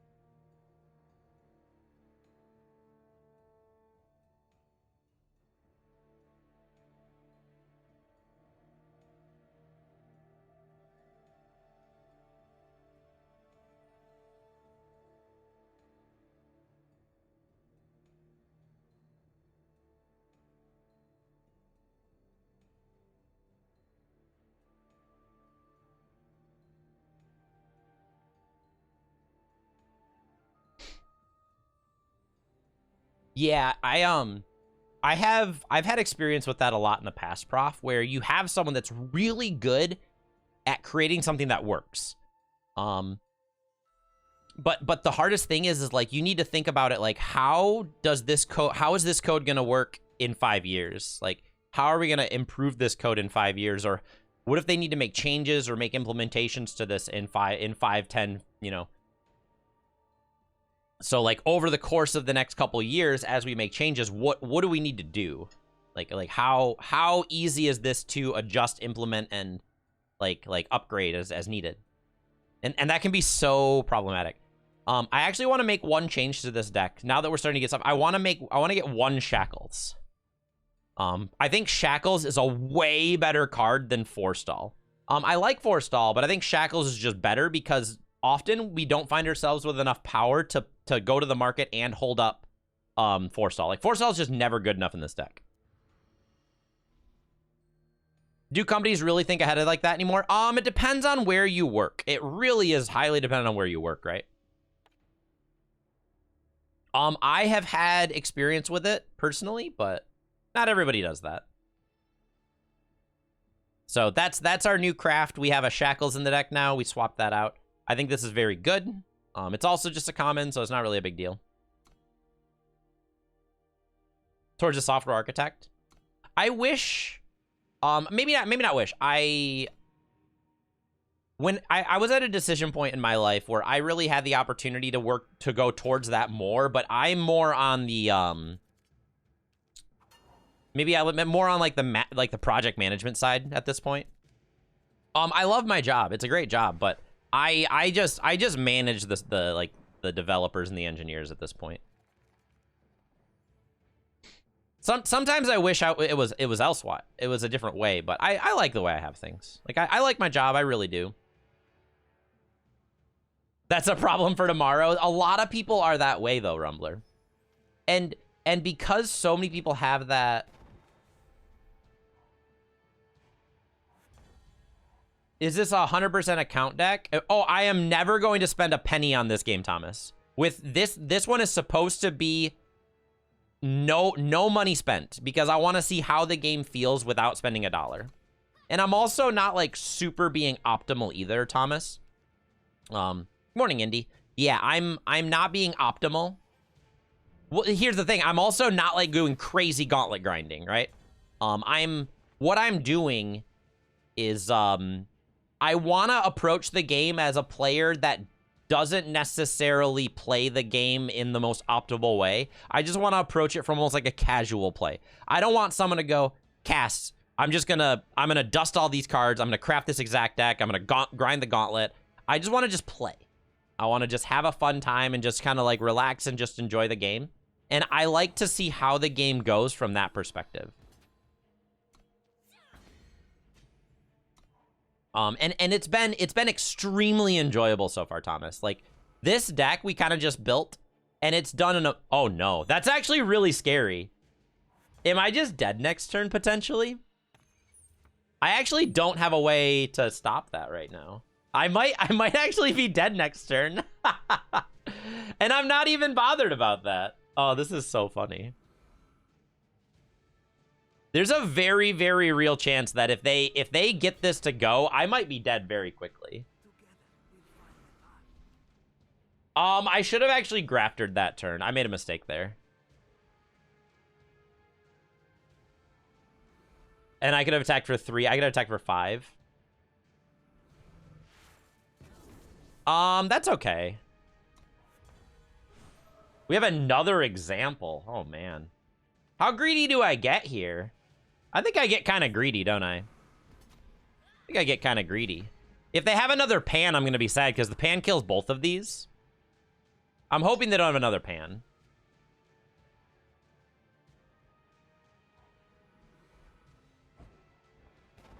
Yeah, the fact that they just played pan means Living Example's probably okay. Oh, man. I gotta be greedy, right? I gotta be greedy.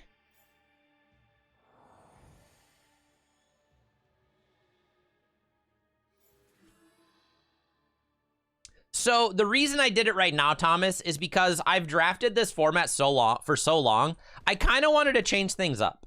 And I think that it would be fun to try things out right now versus later. So that's the most transparent and honest reason. I'm fairly confident that we are going to get a new set within the next like month or so. Month to month and a half. And that's also why, right? So I'm doing this now because we have lethal in the air and they're just probably dead, right? There we go. But I wanted to test things out. It's also just a great way for me to have a fun time without playing a format that I've been maybe I've lost a little bit of interest in. So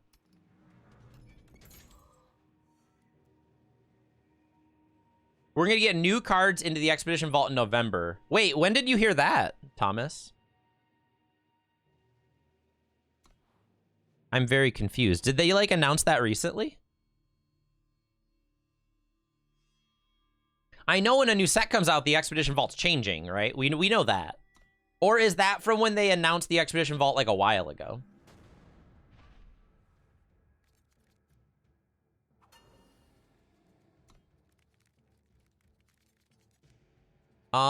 This looks good.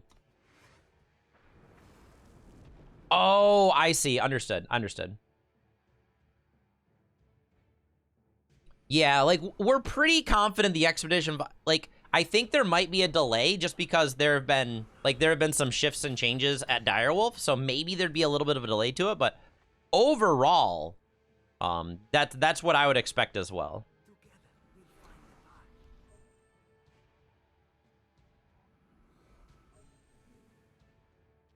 I'm gonna take 3 again. Krogar should help us a lot here. Krogar should actually help us a lot here. There have just been like personnel changes, Thomas. Nothing like terrifying or devastating or like that. Just personnel changes.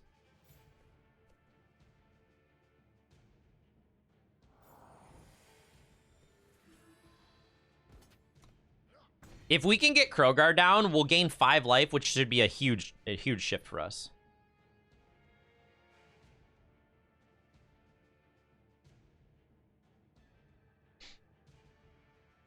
Well, they planned on changing the Expedition Vault once a year, right? That's what they originally said. There's the Catalyze, which we kind of expected to happen. They don't have any power, though, so we can just block the 3-2 this turn. If they have a torch, they'll...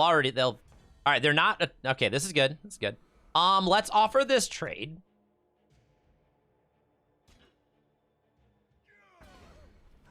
It is King Bob, it is. But I didn't actually want to... I just wanted to play it out right away. I just wanted to get it out. Now we have Krogar next turn, so we should be okay. We can silence if there's a double damage they play this turn. We also have the Dismantle if they play a double damage weapon. I think we're pretty covered here. Oh, they exhausted. I actually can't gain life now. That's a little scary. I mean, I'm just gonna play a 6/6 Krogar here, right? I think at this point we're just gonna race this. I'm at 19 life. I'm pretty okay. I'm not gonna gain the life. I understand that, but it's still a 6/6 body. I think I'm fine. We're still okay. We're attacking them for 10.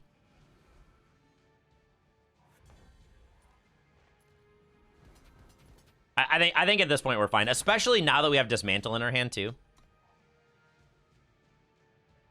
Yeah, it's turn 4 in Mono Fire. I think we're good. There we go. They could be playing like Flash Fire as well. They could be playing like a little bit bigger of a fire deck, right?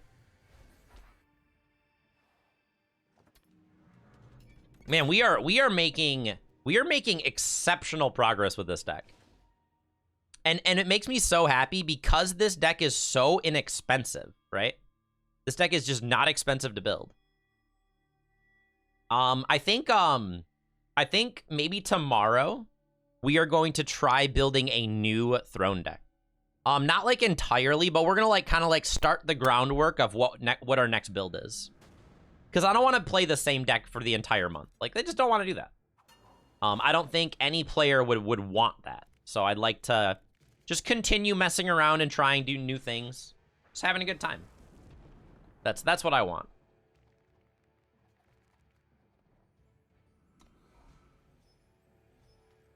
So I'm playing the Tome first, because if we play the Tome first, discard each copy of spell of choice. Probably going to hit Dark Return, right? We don't have a lot of spells. We have Dark Return. Oh, they hit Through the Unknown. I think Through the Unknown is not as good. Should I do the Seat first? I think I'm just going to do Insignia, another one, because they might kill one of these.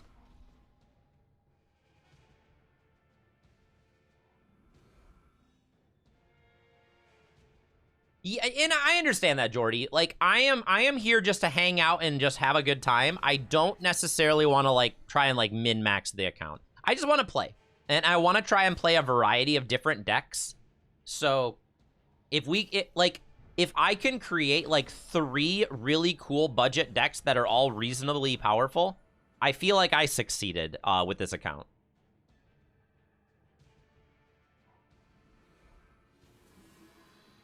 I feel like if I can generate enough engaging things, then I think I'd be good with that. The Rakano, I haven't really tried too much, right? Like, Xenon was kind of where I fell and thrown right off the bat. So I can play 2 platoons here, which is pretty good. I think playing 2 platoons to block this still is pretty reasonable here. And now a Dark Return is, like, really, really good. They made me lose half of my bring back spells, which is kind of sad, but 1 power also sets us up pretty well, too. I'll lose a platoon. That's fine. And then we'll just go ahead and trade with the Syl. They'll get a 1/1 flyer, but that's fine. If we draw power, we can just silence it. I might silence the Vara first, though. If we silence the Vara, we're actually going to stop them from getting it back later. So I like that. Okay.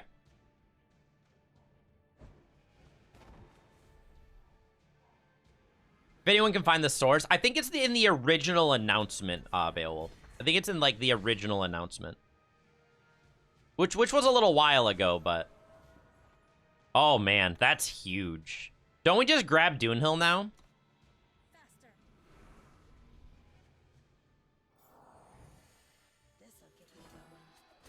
And now we can give Dunhill charge.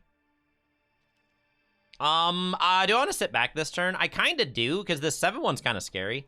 If I draw 1 more power, I can play 3 6/6 Dunhills next turn. All right, they're just done. They're just done there. There we go. Nice. Just continuing to tear through silver here.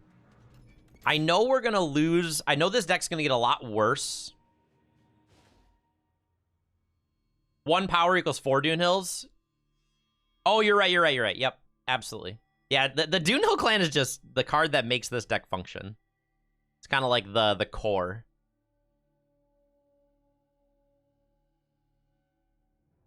It is the absolute core of this deck.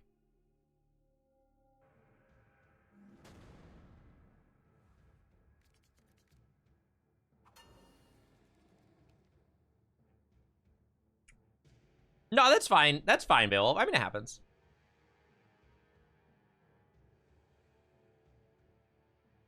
Let's see. I can't keep that, unfortunately. Like, I like it, but it's not exactly going to be good.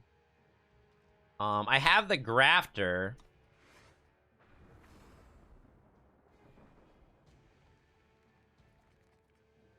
Yeah, but they said that they would approach it, I think, like, once a year, right?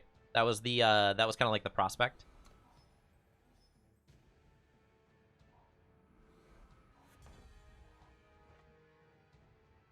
Well, it says after a year, cards may leave the vault and the expedition format. So they're saying after a year. So it's kind of like they're not promising anything, but they're saying like after a year is when the rotation may happen, right?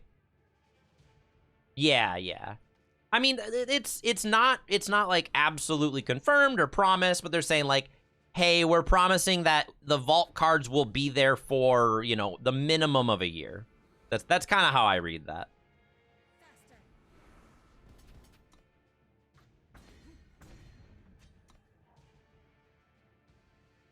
Man, I really need to find our cost reducer. We have 8 cost reducers. I would like one.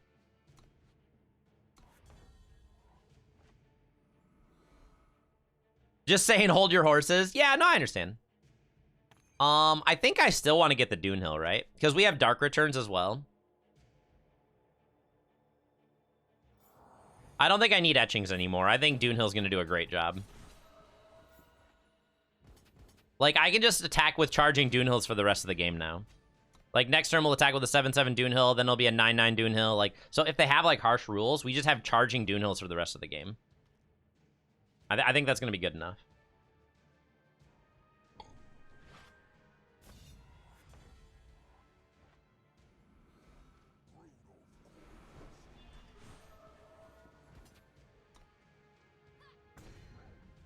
We know how they're going to release a set for the open one. It's true, it's true. Absolutely true.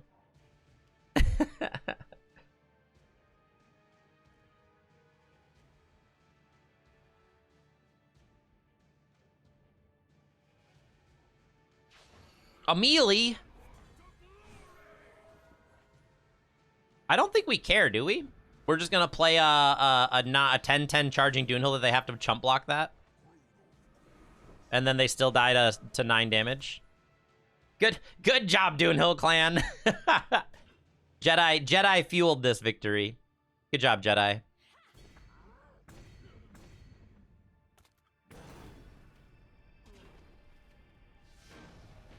I don't need cost reduction. I just need Dark Returns. No cost reduction needed. We'll pay full price for our Unleash cards.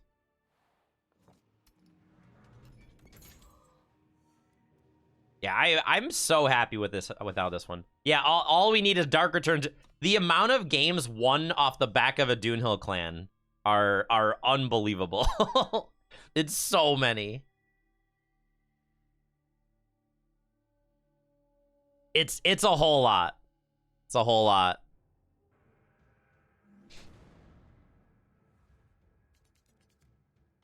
Can't keep this one.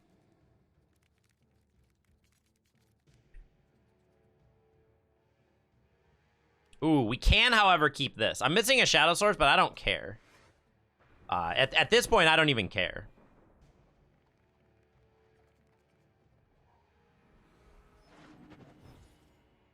This is a very, very good, very, very good one for us.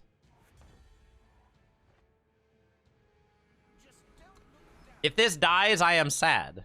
If it dies, I'm sad.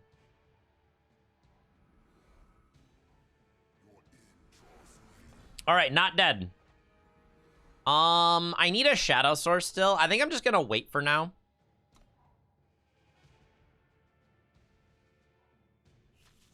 Uh-oh. This is actually kind of getting scary. They have a pause? Uh-oh. Do they have... They really have a combat trick? Oh, they have malaise. That's actually so bad. This is so bad. All right, this deck's actually a good one. They're playing like Savage Incursions too. All right, we might be struggling against this one. I should probably keep this Dismantle, but I also really need to play Power.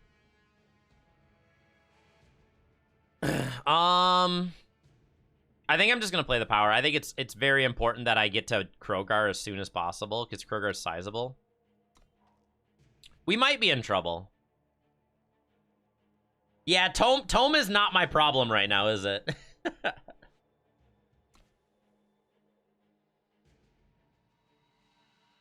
Tome is not my problem.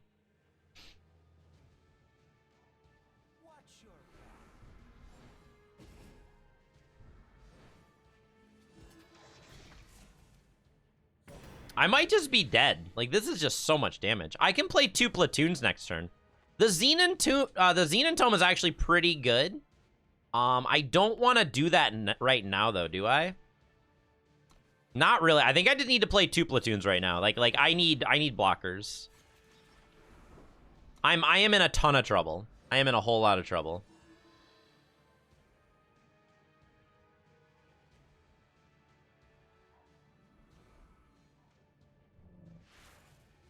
Honor's gonna dig, but it's not gonna be too bad.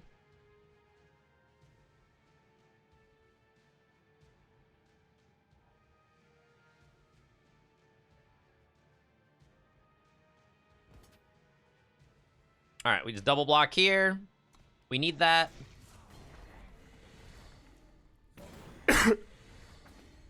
Sorry, I went to reach for my mute and I didn't get it in time. I try really hard. Okay, they're just gonna get it back to play it next turn. I should be okay with that, actually.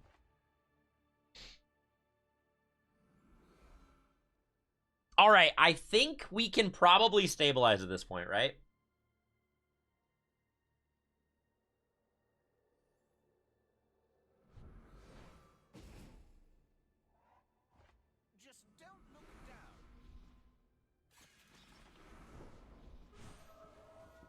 So this is going to look a little strange, but we are going to go ahead and killer this and kill this right now.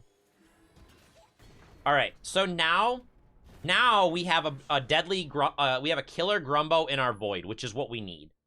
That is the exact thing we need right now, because now we can clear out pretty much anything they play at this point. And it's a 1 cost, so I don't actually need Journey Guide anymore either, so I can still block the 2 on this turn.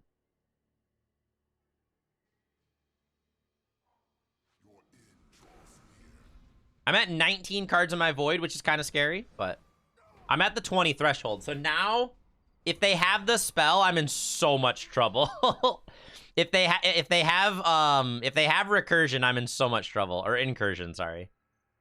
They only have 1 incursion in their Void right now, too.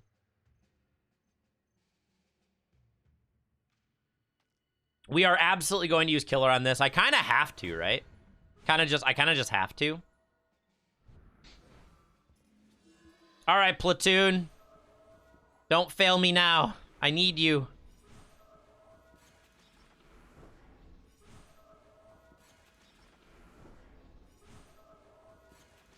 Let's go ahead and boop that out of the way. They can keep the Darkwater Vines in play. I don't care about Darkwater Vines. I would much rather keep the 3/2 killers.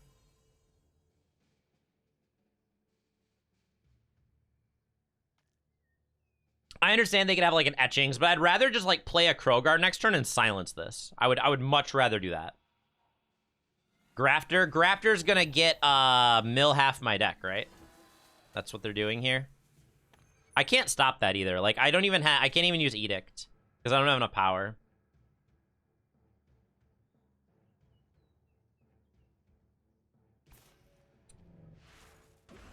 Okay, it's fine. Like, that's bad, but that's not the worst thing that could have happened for us. I'm good with that. I'm actually very okay with that. That means I'm not dead. And I still have a giant pile of killer platoons. There's the tomb. Okay. Tomb's in play.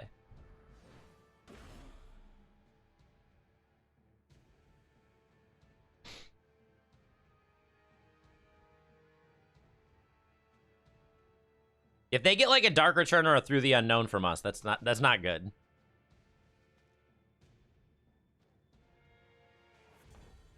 We got the Dark Return. That's kind of huge, actually. That's kind of huge. I guess we just go for clearing their board here, right?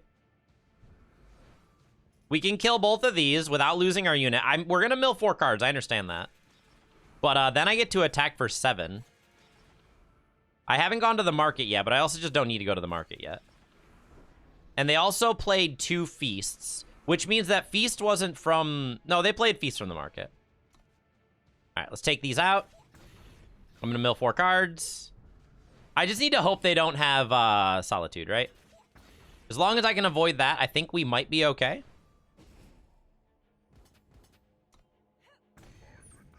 We can get Edict if we draw power. We can get Edict, and we might be safe. We can save ourselves from, like, one big thing, right? I do need to draw a non-depleted power, though.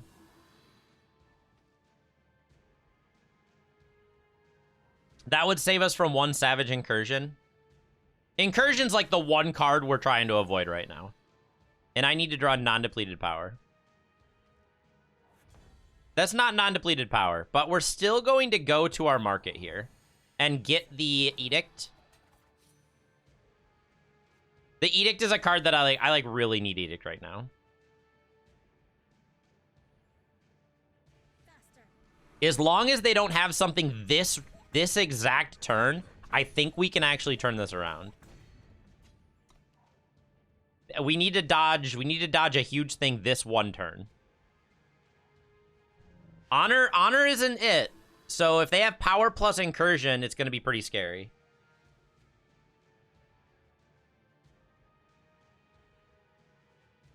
Because at that point, they're going to have just too much in play for us to even deal with, right?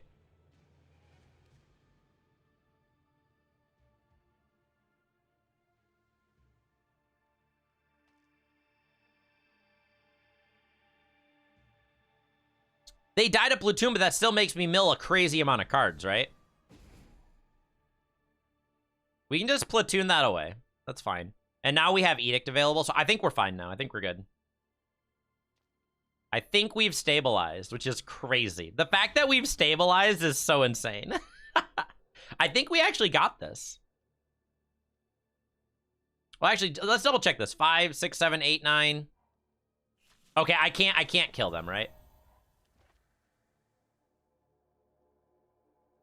They're not dead, right? If I go killer here, no, they're not dead. So we'll just I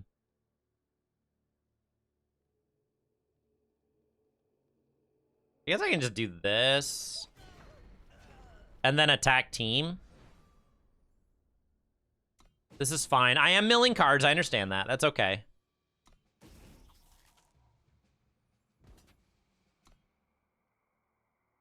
I'm fine with them killing a 2/2 here. That's okay. Oh, they're blocking the Overwhelm. Sure. Good with that. That makes sense, too. They're trying to mitigate damage here. I'm only afraid of... I'm afraid of, like, 2 cards. Solitude and Savage Incursion. That's the only thing that this is targeting. We can just kill them next turn.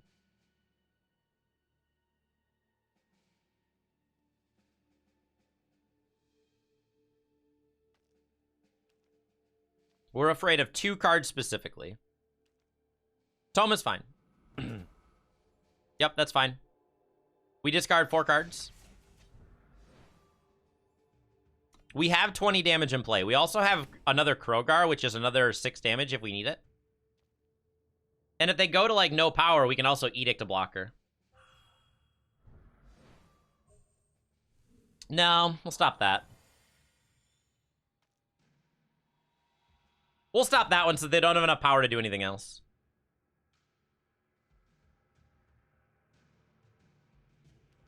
I think that might be good. I think we got this. This deck has a lot of play against a lot of different things, which is nice.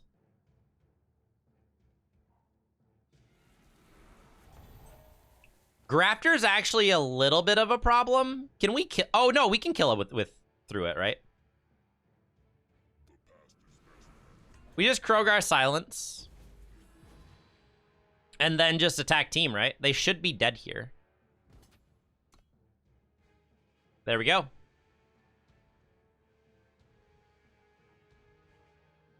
Even if they were to block a 4/3, I think we still have enough.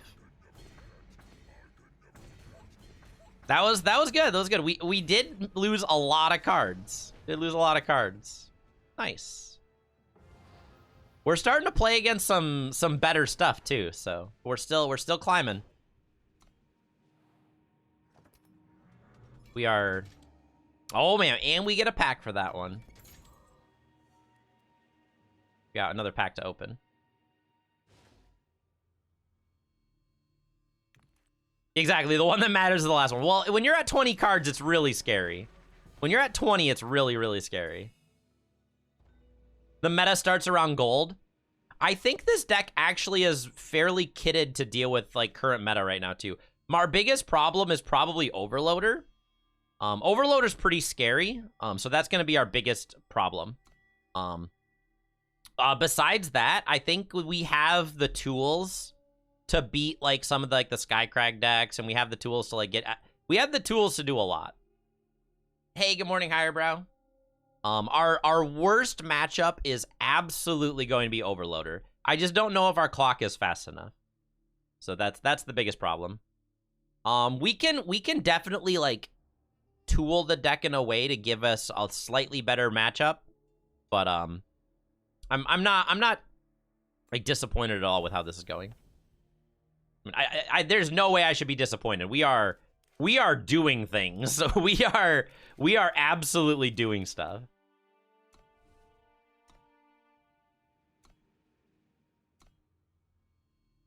What does Speedgrafter get out of the market? What it does is Speedgrafter gets Doonhill Clan, and then it gives Doonhill Clan charge. So we can yeah, it always gets Doonhill Clan. And then we have cost reduced charging Doonhills, and just suddenly everyone's in trouble. Suddenly everybody's in trouble. I'm gonna keep this hand. I am going to keep this one. We have tools like this. The toolbox is everything else, right? Like Behold the Truth allows us to kind of go over people. Shackles is for aggro. Edict is for kind of like the primal, any primal shadow mid-range. And then this is the win condition, and this is kind of like a slot that's not really that great. That's the worst card we have in the market. That could probably easily be something else. But overall, the market has use. Like we grab most of the cards out of the market. Yeah, we totally use our market pretty quite a bit. Like we use pretty much everything in the market.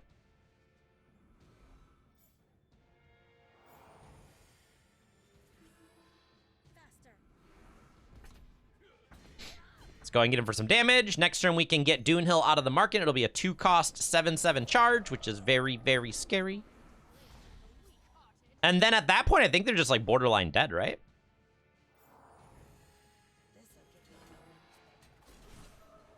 If they attack with this, I think they're just done. This is exactly how this deck works. Welcome. Like, they'll attack for 5, and we're just like, fine. You can attack for 5. Let's draw a non-depleted power here. That's fine. It's not necessary, but it's fine. Doop-a-doop-a-doop-a-doop-a-doo. See? They played 2 Champion of Chaos. I played 3 Doonhill Clans. Everybody's fine. We're doing a great job. Welcome to a 7,000 Shiftstone deck, Stone Scar. Great example of what this deck does. You could easily build this deck on day 1 without even like spending like a lot. This is an easy day 1 build.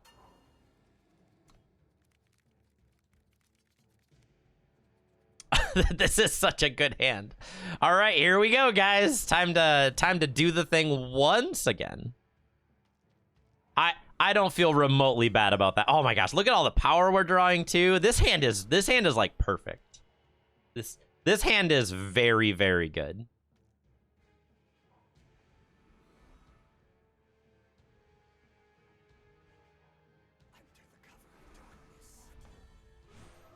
This hand's actually getting really scary. Oh man.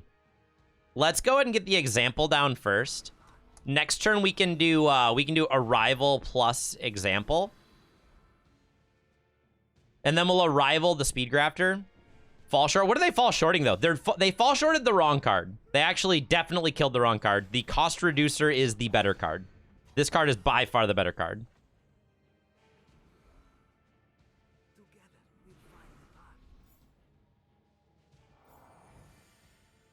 So next turn, we can actually play Grafter and activate Grafter. Yeah, we actually don't need Living Example. This deck doesn't even need it. Living Example is just like an added bonus. Unnecessary.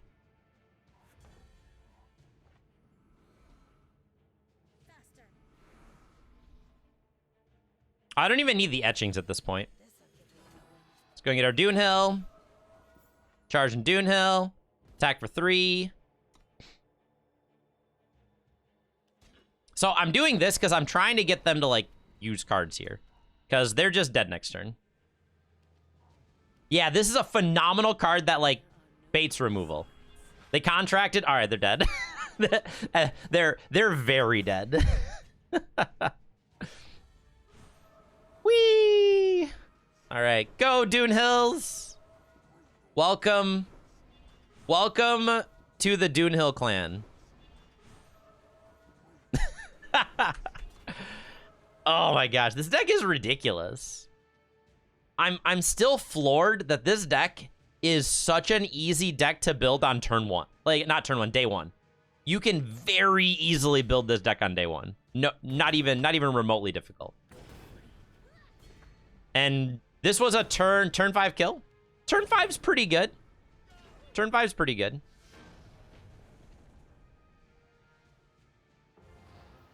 Yeah, we're definitely tearing through the early ranks. I'd like to see how this deck does in Gold and Diamond, which, I mean, we're gonna find out. Oh, absolutely, Higher Bro. Ask me questions. No, absolutely ask me questions. I will say, though, I'm only a gold rank drafter right now. I'm very behind on draft at the moment. Because all my drafting has to be done off stream. Yeah, totally ask questions. Why don't you ask your question, Higher Brow? I'm gonna go grab some coffee and run to the restroom, and then I'll answer it when I get back. But anyways, I gotta get up, move around a little bit, grab some coffee. Be right back, guys.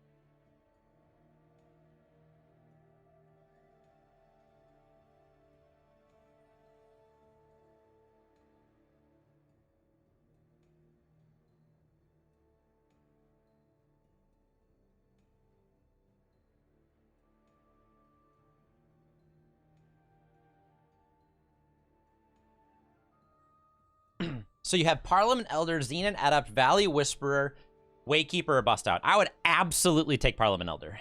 Parliament Elder is extraordinary. Probably one of the strongest Unleash cards in draft. It's also very splashable. But I would 100% take that card without a problem. You can even splash it, right?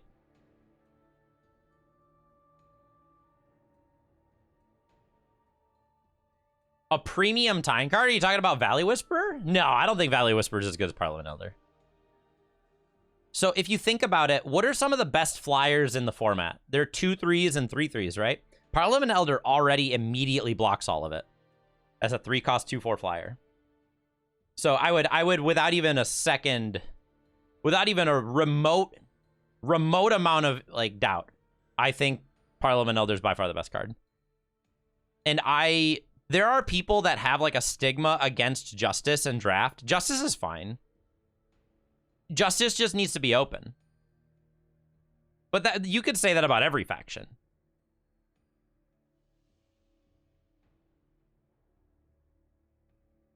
Yeah, you could say that about any faction. I don't think there's any problem with Justice. Yeah, I would absolutely take Elder. I think it's extremely good. All right, let's get back in the throne queue. On the play. I have all the pieces, right? Might as well keep it. I do have an Etchings to get my second power, so it's fine. Your spreadsheet tells you you're at 35% win rate with Justice. I would still go for it, though. I think it's more than good enough.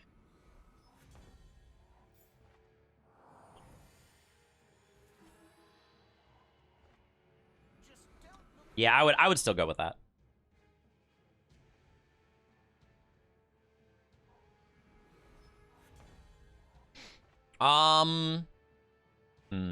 Let's get example down first because I actually really need the Speedgrafter to not die. And this might die to a removal spell. Like that. This is why we didn't play Speedgrafter yet.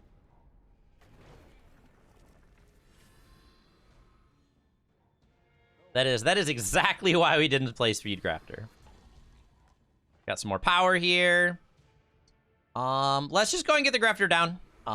If it does die, I could use Dark Return, even though I don't want to. Even though I don't want to. We take 4 here. Wait, they're not attacking with Kriva. They value their Kriva that much. I don't agree with that.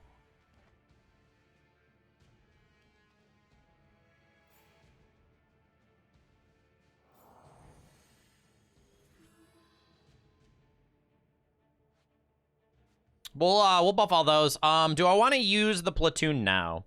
I actually do. And the reason I want to do the platoon now is because we can give it Killer and Dark Return, and we can do a lot with that. So we'll attack for 3. The 3-2 can trade here, or the 3-2 can block the Kriva. I'm happy with all this.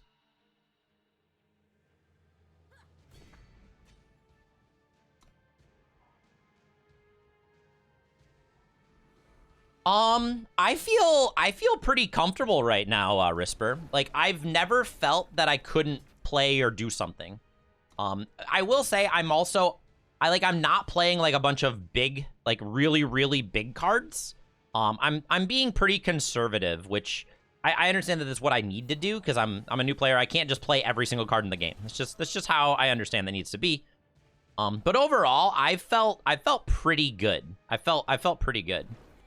This deck is doing amazing. Like, I think we've won like borderline 20 games in a row with this deck, Risper, which is absolutely absurd. We've won a ridiculous amount of games in a row with like this 7,000 Shiftstone deck with 0 campaigns. To be fair, Dunehill Clan's kind of a busted card, so like I understand why we're doing it. Dunehill Clan is an absolutely insane card.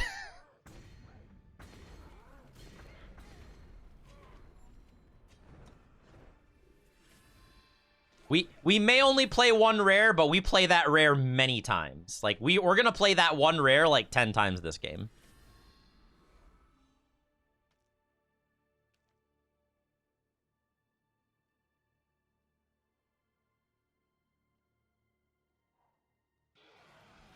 I hope you're having a good morning, Risper. Doop-a-doop-a-doop-a-doo. Look at that Dunehill. Let's play some more Dunehill. All right, they're done. But we're not doing bad. We're really not doing bad with this deck.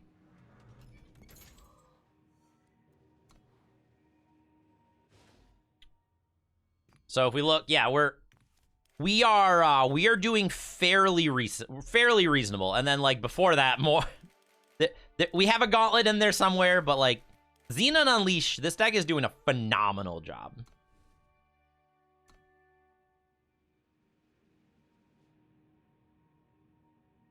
You're mostly, but at the same time, like we've played against good decks too, though, Shimra. Like we have.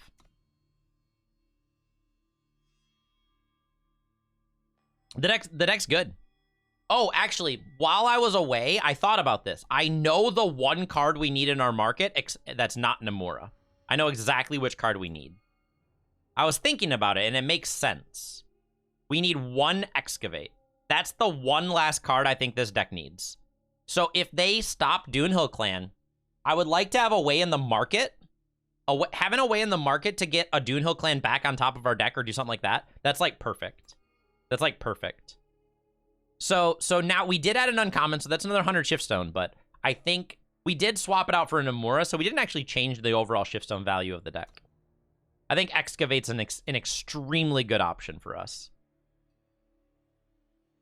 Kind of lets us continue doing our thing.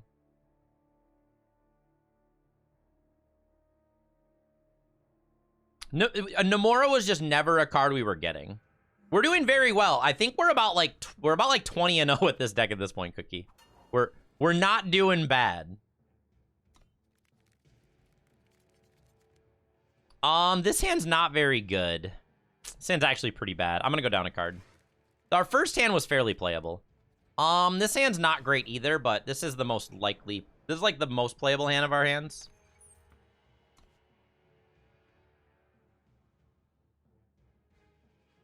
But the deck's doing great. It's doing very good. I would love a Banish in our market, but I think Edict is a little better at the moment. Our worst matchup is going to be Overloader when we get to that point, right? Overloader is just going to be a really, really bad matchup for us. So it's going to come down to how popular is the Overloader deck.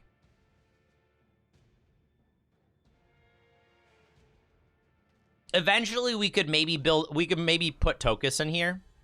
That would drastically increase the cost of the deck, but at some point we could probably like take out the Insect Swarm and put Tokus. That would be a very good change. Hey, good morning, Corbo. Hope you're having a good Saturday. Sorry, Dismantle is very much going to be utilized here to take out that. I don't want to use this to block. I would like to use it to go to my market. All right, so we're playing against Mono Fire. We don't have a ton of ways to utilize Mono Fire, but it's not too bad. This is probably the least scary start for them since we have Dismantle, though. Ooh, Arrival's really good here, isn't it? We can use the Arrival to kill one of the 2/2s. And then we can also cost reduce the Doonhill. I don't have a unit in my hand, which is a little sad, but it's probably what we need to do. No, Overloader is a combo deck. Very much a combo deck. Oh, they had the Torch? That's so bad.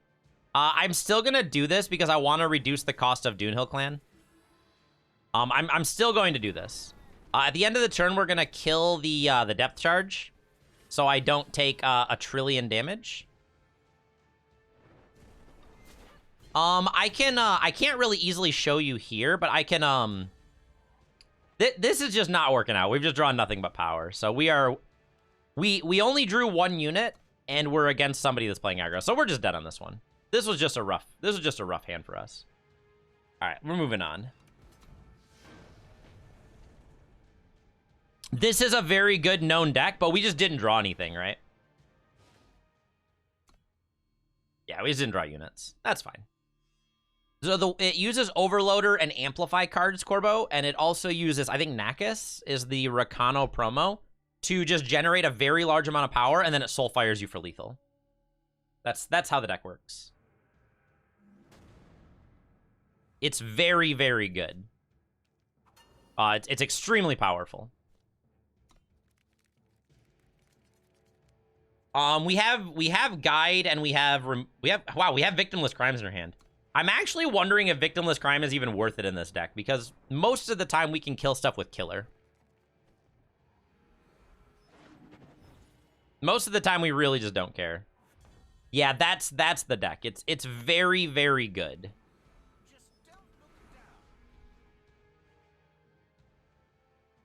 You could argue it's one of the single best decks in Throne right now. They're gonna hit our Dark Returns here. Yep, there goes Dark Return.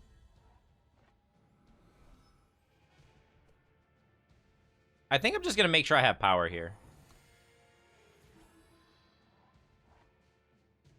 Yeah, that's effectively what it is, Corbo. Yep, they'll just kill you on the spot. The deck's a little too, it's a little too fast. Man, at this point, I just want to draw power. I want to draw power for the rest of the game because this Insect Swarm's about to be terrifying.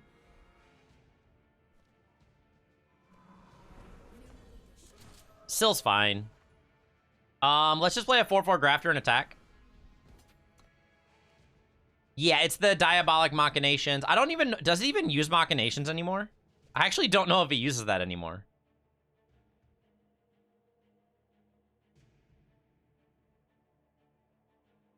It uses... It's a much faster combo now. Like, it's really fast.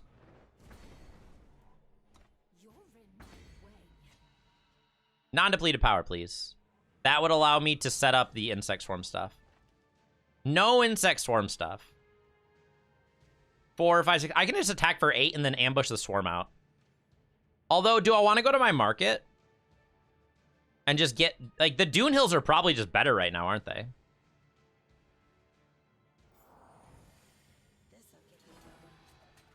I think we can just not care about this card at this point. I think we can just... It's funny, but we can probably just race Sill. We can just race her. I think we're okay.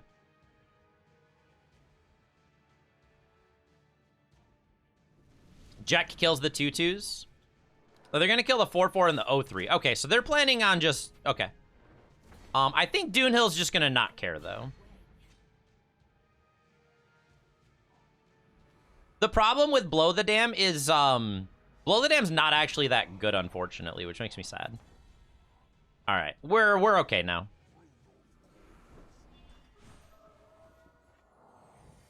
Let's go ahead and take care of the Sill because the Sill's big. Just go ahead and boop that one out of the way. And now if they answer this, we can get back bigger ones.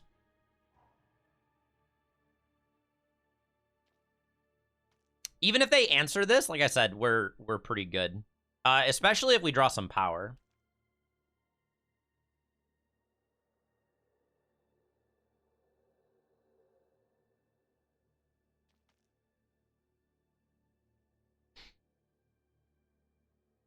Well, the fact that casting a spell made you take so much more damage, that's what made the card so good. Adult Pistol there, attack here. Yep, I will very, very happily make this trade. Super duper happy with this trade.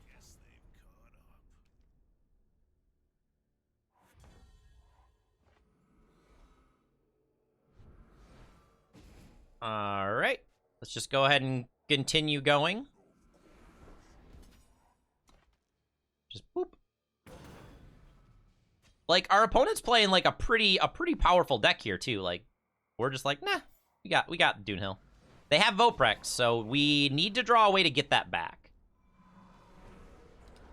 We can actually Victimless Crime the Highwayman next turn. We're close to dead though. We'll go ahead and kill it. If we need to use a blocker, we have Insect Swarm. I would like to play Insect Swarm next turn, though. Vara? That's actually bad. I can't ambush this out first. My deck is hot on Eternal Warcry. I think it's a fun deck. I don't think it's, like, super insane, but I like it.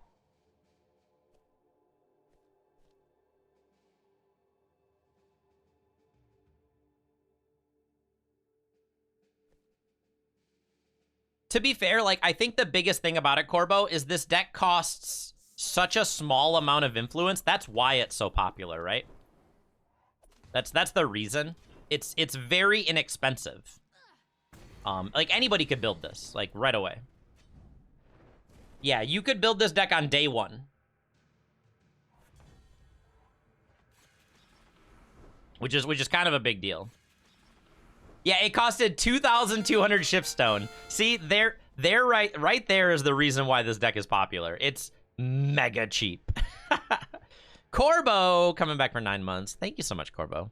I really appreciate it. Smuggler, this is probably going to kill me, right? There's no way they don't have 2 damage in their market.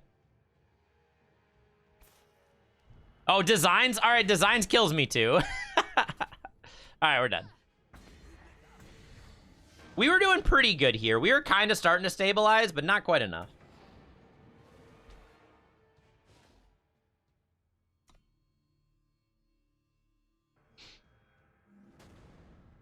Oh, don't worry, Prof. I have plans for that.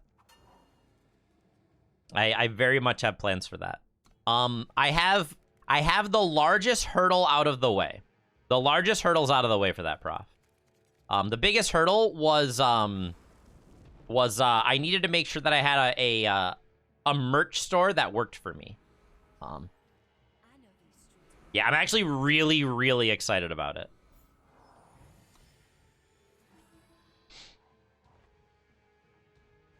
Yeah, it's not going to be strictly Pauper. What it is going to be is you're going to be able to play X number of uncommons. That's the plan. Because X uncommons is a lot easier to... It's a lot easier to talk about, right? Like, hey, you can only use, like... Because the shift stone thing gets a little awkward, but... Just because it takes a lot more work to, like, calculate it. Whereas if I just say, hey, you can only use 15 uncommons or 20 uncommons, like, that makes things a lot easier to understand. So that's why I'm going to be doing it that way. I don't need to. This is fine.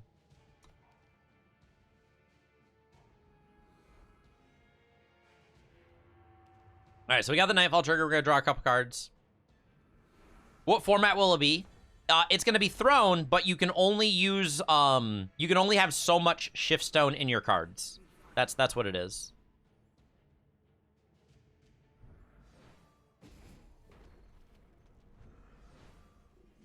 You like the rat? I like the rat too. I think the rat's pretty cool. Yeah, the purpose is going to be like you can only have X number of uncommons. Ooh, that's actually really scary. Does this trigger first or second? It does trigger first. That's really good. That's actually a lot of damage. They chose not to do anything about it, though.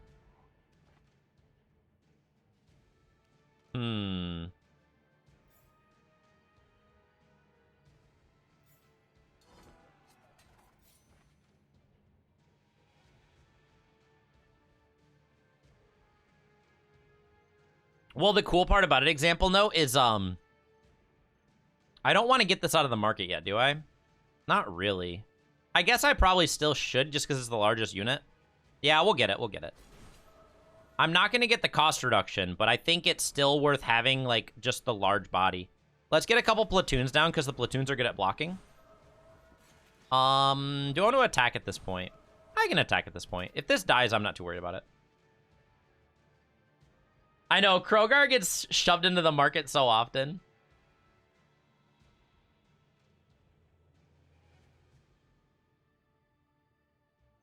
So the only reason why I don't want to do like a certain shift stone amount, like I said, it's just like I really do like the idea, Prof. But if I say you can only use 10,000 shift stone, 10,000 shift stone is way harder to calculate and build for.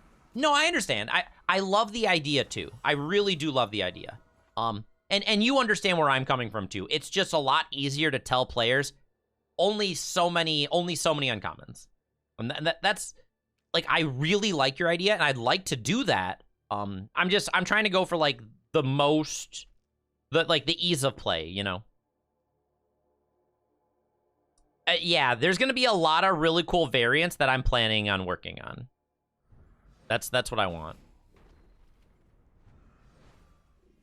Exactly, Prof. I want ease of access is a huge deal for me. I want any player to be able to jump in and have a fun time.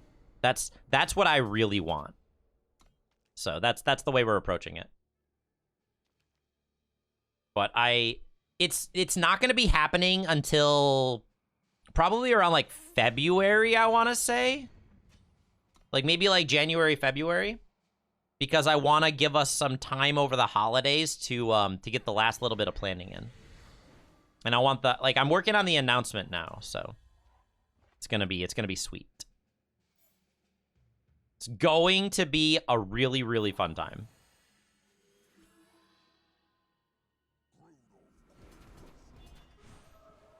Yeah, I'm so excited about it.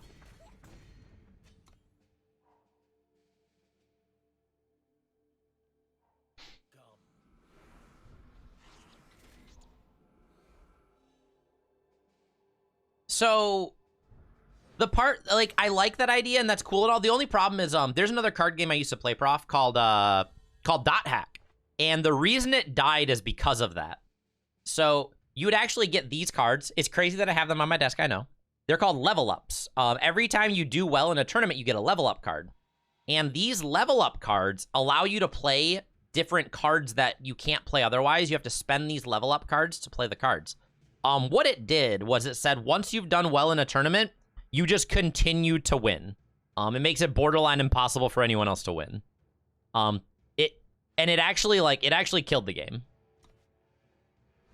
Yeah, it sounds cool, but it's terrible. It's terrible in practice. Yeah, it's a real issue.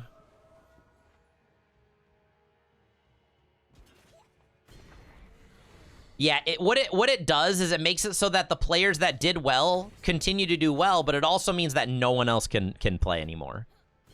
Like I said, it sounds cool on paper, but once you get to practice, it's terrible. Horribly implemented. Yeah, like the thought is like, oh my gosh, that sounds so cool, but then you're like, oh, wait a minute, never mind.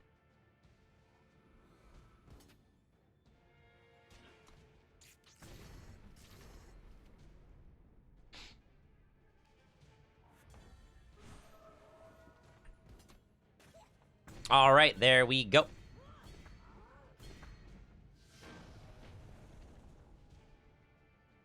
Oh, I see. Graduate, yeah. There we go. 50 more gold in that. The tourney should have limitations. Like I have ideas for the what I want to do.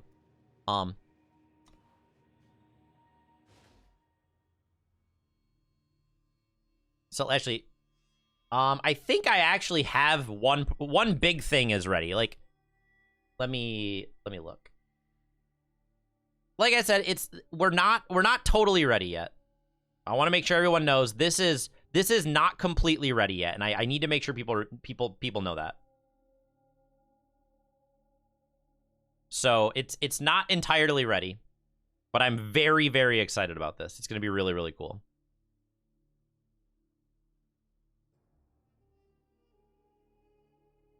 No campaign cards are going to be allowed, Whisper. Yeah, it's going to be 0 campaigns because I want this to be as open as possible, and that's very, very important to me. Yeah, I want it to be as easily accessible as possible.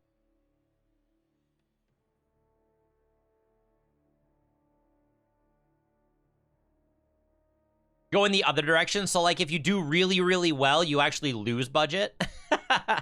That'd be pretty fun, too. I don't want, so this is the huge one for me. I don't want them to be, I want every event to be independent of each other. I want every event needs to be independent because I don't want people to feel tied to, like, you need to attend X number of events to have anything out of that. And that's a big deal.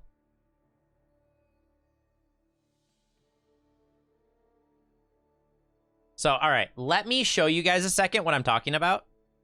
So I have a new, the biggest thing that was preventing me from doing this was I needed to have a new reliable and sustainable merch store.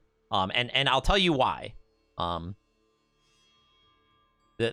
of this is due to I needed to make sure that we had a merch store available. And the reason why I'm doing it this way is because we are going to use the merch store. We are going to use the merch store to fund the prize pool. So let me show you. I found a really amazing new company that is doing them, that is handling all the merch, so I don't need to do as much time into it. I can set all of the custom stuff. I have a lot of freedom in this, which is really cool. So this is what it currently looks like. What I'm going to do is I'm gonna add a lot of stuff to this. This is just like the initial what it looks like. So I'm gonna have special like stickers that are gonna be more expensive just because, like, if you want to specifically fund the tournament, there'll be like special, like almost like tiered support kinda, where anyone can just, we're gonna do like quarterly tournaments. I'm gonna have a real announcement for this later, but I'm so excited, And I know there's a lot of excitement behind this, and I'm really, really, really, really looking forward to it. So what's going to be in here is I'm going to have a lot more stuff soon. And we're going to have tournaments that are going to be very accessible for players. They're going to be cast by me and potentially a couple other people. It's going to be ran in the background by some other people too. All of the proceeds from the merch store are going to fund the prize pool for the tournament. So like if somebody gets a sticker pack and like that money goes to the prize pool. I make absolutely nothing off of this. There's going to be special support things where you can get like a special tier where you'll have some more access to certain things on the Discord. You'll have some things accessed on the stream. Where you can support the tournament series more if you'd like to.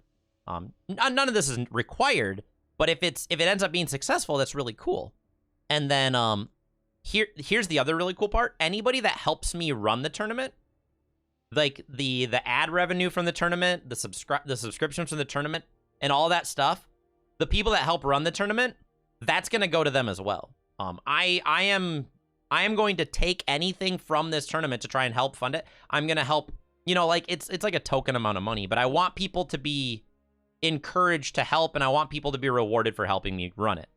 I'm really, really looking forward to all this. I want to make them unique formats that are accessible to all players.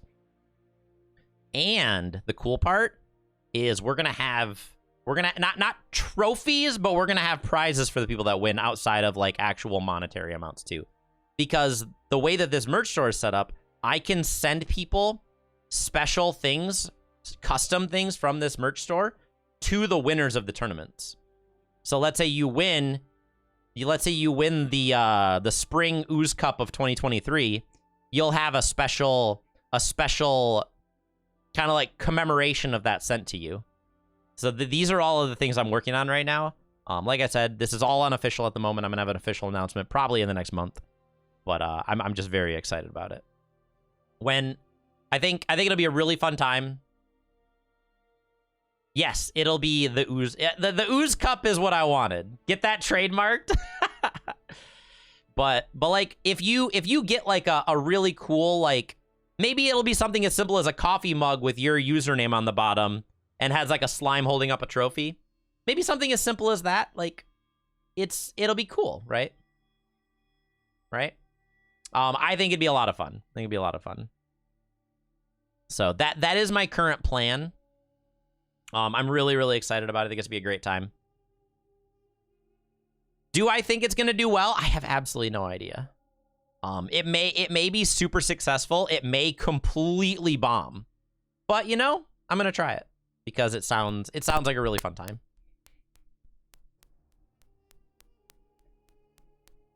The one thing that would make this so much better is if Direwolf had in-game tournaments. If they allowed community-run tournaments from the client, I would probably be way more inclined to do this. But I understand that it's a lot of developer hours, a lot of time.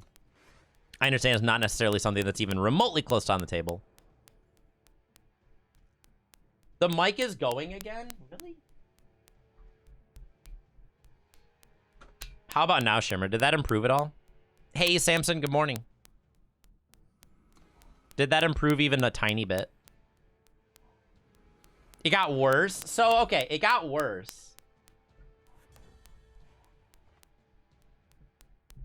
So I do know what the problem is. It's just, yeah, I know, King Bob. It's the click. Did it improve now? Or is it still absolutely terrible? Better, worse, same? Something? Talking? Better? Is it gone, though? It's better, but is it gone? I'm actually kind of sad that they dealt with it. It's still there, but it's... Okay. Man, it's so frustrating.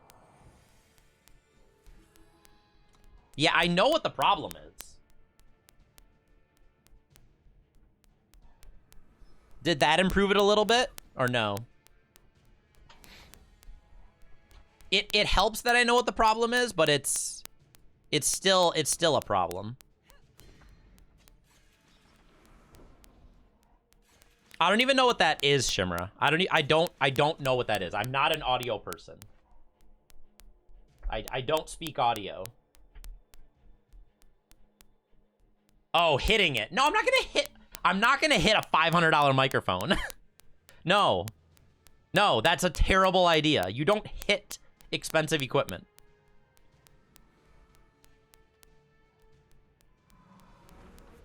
That is not the way you do this.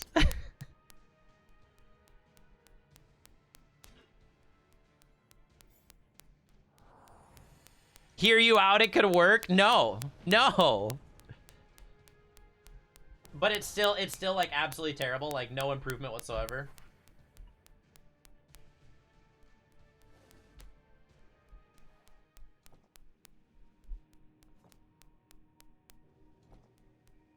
How can you tell? The IT approach? I don't know if like a microphone doesn't really like turn off and on. Like it just receives information. So I know what it is, Prof. I know exactly. It's the cable that connects my microphone to my Go XLR. I need to replace the cable. Now that I know what it is, I have the cable ordered. It's arriving like Tuesday, I think.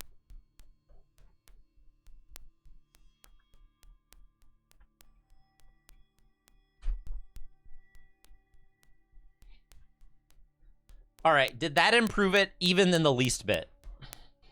Did it get a better, worse, terrible, great, amazing, horrible, miserable, I can't listen to you, Cass, I'm gonna go away? No improvements whatsoever? It did nothing? This is so frustrating. This is just, it's so unbelievably frustrating. Just absolutely no fixing. Well, it's not the fact that, like, tuning it out. I need to still deal with the problem. It's still... The fact that it exists is what's annoying to me. I can't...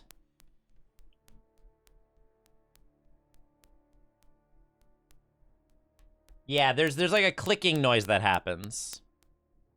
I know, but, like, I am a person that constantly seeks to improve, right? Well, I know the talking is what makes it happen, because what it is, it's receiving information, transmitting the information through the cable to my Go XLR, then you guys are hearing it. That's what's like it becomes more pronounced when that happens, right? I just wish I had a way to solve it. It's purely the cable. Maybe I should just like go and get a cable today instead. No, I never did, Thomas. So what happened is, this cable's old. This cable's very cheap. I understand that. It's like an Amazon Basics garbage cable. And I recently got a new mic arm, so the cable is moving more, and I'm pretty sure that caused it. Because my new mic arm it's amazing. Like, I have a lot of freedom to like move, let go my mic, which is awesome. It gives me the freedom to like move my mic out of the way when I'm done streaming, so it doesn't interfere with like my normal computer stuff. And because the cable is constantly moving now, I think that's what caused the problem. But it's still like clicking like crazy, isn't it? Is it? Is the clicking gone, Zero? Just me like moving that around a bunch fixed it? I need to replace this cable. I'm just gonna go and get a cable. I'm just gonna go and replace it today. The clicking's not gone. It did not. I'm so frustrated. I'm like borderline ready to be done for the day and go buy this cable right now. If I can't, this is my problem. If I cannot produce good quality content, I need to fix it. I need to, like, that is just my mentality. My mentality is if I know there's a problem with the content I produce, I need to fix the problem. That level of like dedication or I want to deal with these things. I feel like that's probably part of the reason why people like watching me or listening to me, is because I want to make sure the content I produce is up to my standards, which are fairly high. I want good quality streams. I want you guys to want to be here. I want you guys to enjoy it.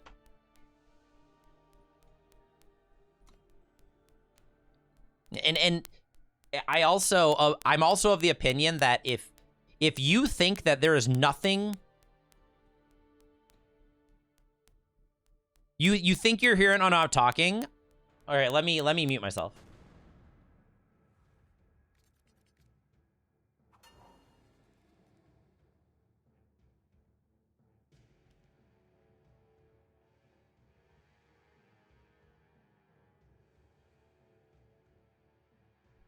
Yeah, you can't hear it when I'm muted and not talking. Yeah, it's gone. So it's literally, it only happens when the sound is transmitting through the cable.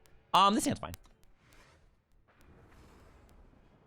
This hand's not, like, amazing, but it's not bad.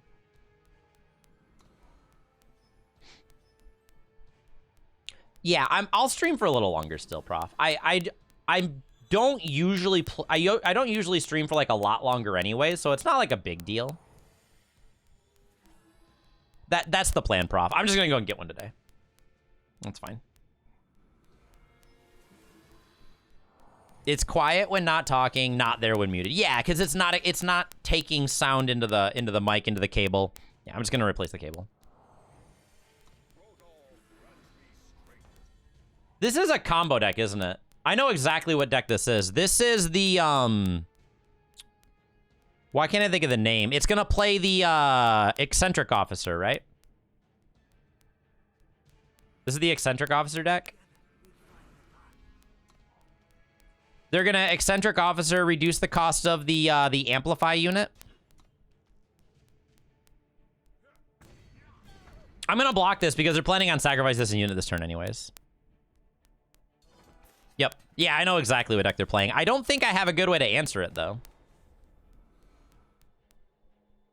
I think I just need to race them. Isn't that's literally what I have to do. I just have to race them. They're gonna play a bunch of relics. They're gonna play the Unleash. They're gonna play the Unleash guy.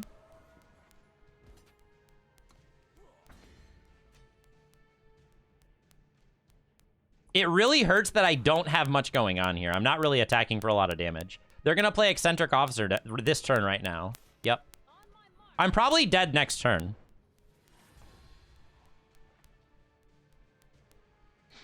I'm probably just dead next turn.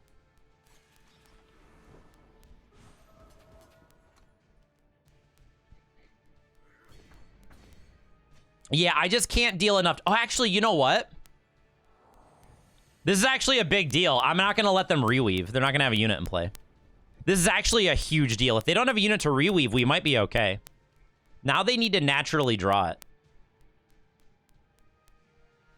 Because they need to reweave. And if they can't reweave, we actually, like, this is our best chance.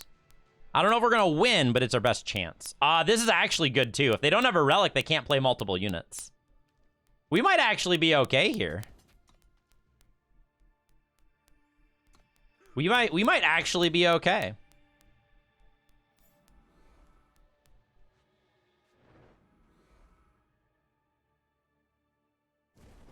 Now they have no relics. They have no unit to sacrifice to reweave, so they can't even set up like the big turn. I have a somewhat reasonable chance here. Reactor Forge will let them ramp, but we can also generate like a pretty big platoon here. Okay, so they're gonna smuggle. That gets the reweave. It did stop. I know the cable. It's just the cable. So there's the reweave. Yep. You always stop seeing a Reactor Forge. But this is definitely not a normal Reactor Forge deck. We're gonna take a lot of damage here. Oh my gosh, we got there. They didn't. So the randomness didn't hit the unit that they needed, did it? That's great. I can't believe we won that. Yeah, they whiffed.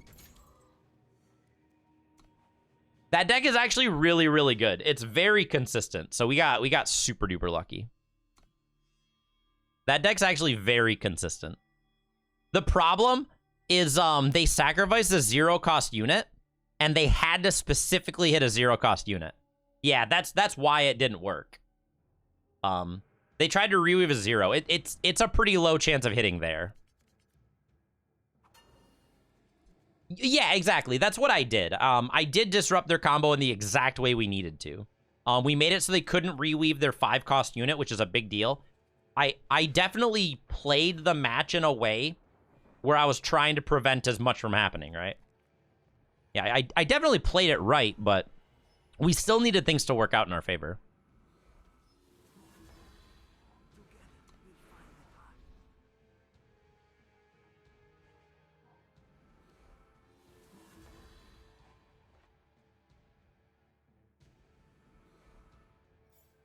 We're gonna go ahead and just start working on the Dune Hill here. Oh, do you think they'd mark it for Rise? Yeah, they didn't go for the Rise there. They went for the Reweave right away, which is fine. Like, that worked for us.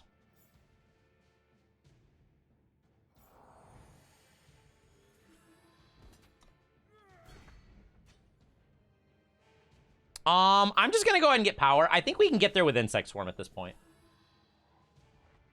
I think we can just do the Insect Swarm thing and we'll be fine. I'd like to get Dune Hill Clan out of my market, but I think Insect Swarm's gonna do a good enough job.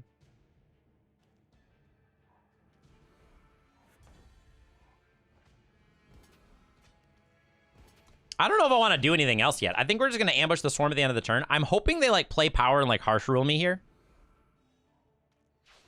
Marshall? Oh, they're in so much trouble. They're in so much trouble.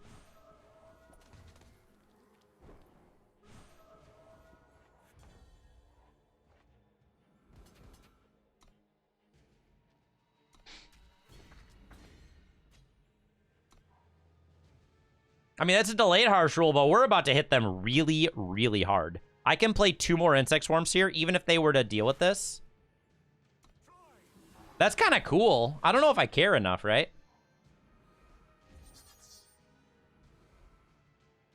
Do they have another flyer? It's actually really important that they have another flyer. Tara's not going to do enough here, is it? Vengeful Flight's really cool. I love Vengeful Flight. But these are so big. these insects are doing things. They have to go block, block. They're just dead, right? Even if they go block, block, 4, 5, 6, 7, and then they have to lose Tara as well. This is lethal. They can't block this way. Yeah, this is a terrible card here. Their entire board was heroes. All right, there we go. Man, we are almost out of silver already. We are flying today. We are flying almost as much as those bugs. I think we need to swap out this victimless crime. Victimless crime has never been good for us yet. We need a victim crime. You're not out of silver? Well, I mean, that just means you haven't been playing. What happened to the Longhorn deck name? You can actually use formatting to change the text of the cards. It's kind of cool. We used formatting to make it bold.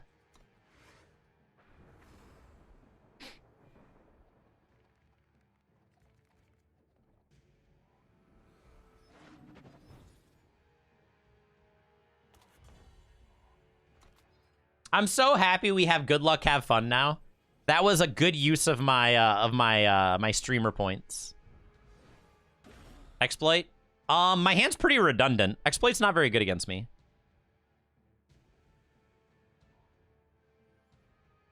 Whoop. Exploit didn't do much.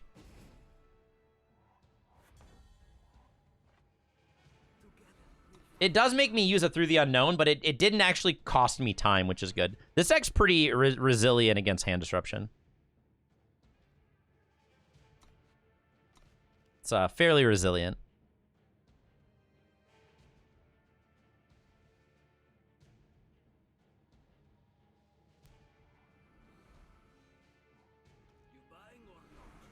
Merchant. I'm probably going to hold on to the platoon for a turn, aren't I? Yeah, probably.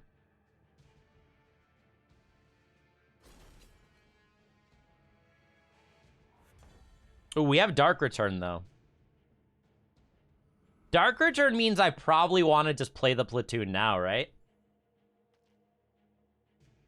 I'm just going to play the platoon now. Do I want to attack? I don't think I do. Because I have both Through the Unknown and Dark Return. I have enough ways to get the unit back that I'm fine with this. Do I wanna Through the Unknown my platoon? Yeah, I think we're going to. That'll make them 4-3s, so I can play two. I can play a 4-3 and a 5-4 next turn if I want to. I'm assuming they have a, like, they got, like, a Harsh Rule or something, right? Even if they have Harsh Rule, we're just gonna Dark Return and do it again, right? So this is all fine with me.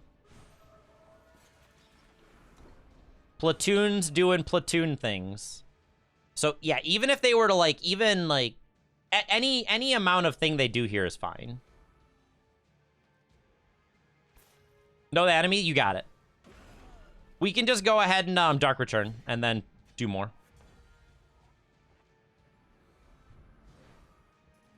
Just do it again.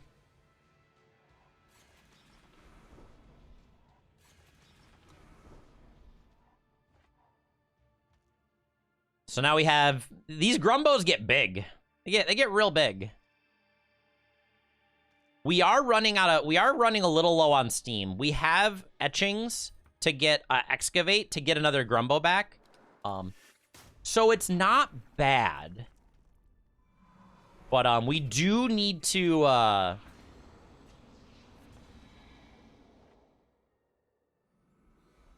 think at this point we kind of need to do this though. Playing open contract, yeah, it's not the best option. It's really not. Maybe not the best idea in the world. So this is fine. We'll just respond. So now we're just gonna top deck a platoon here, and we can play 3 platoons next turn. They're gonna take my etchings, which is fine.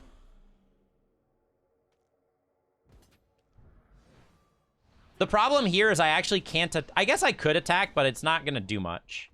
Maybe they'll trade with the 2-2. I don't think they're going to, though, right? Yep. That makes sense, but I'm going to at least try, right?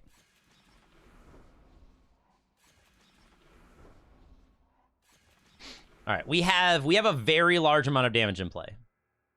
If we draw... What could we even draw here? I guess, like, Dark Return and Through the Unknown are both fantastic, right? Those are the cards that we want at the moment. I think Know Thy Enemy was in their market, right? So we're safe from Know Thy Enemy.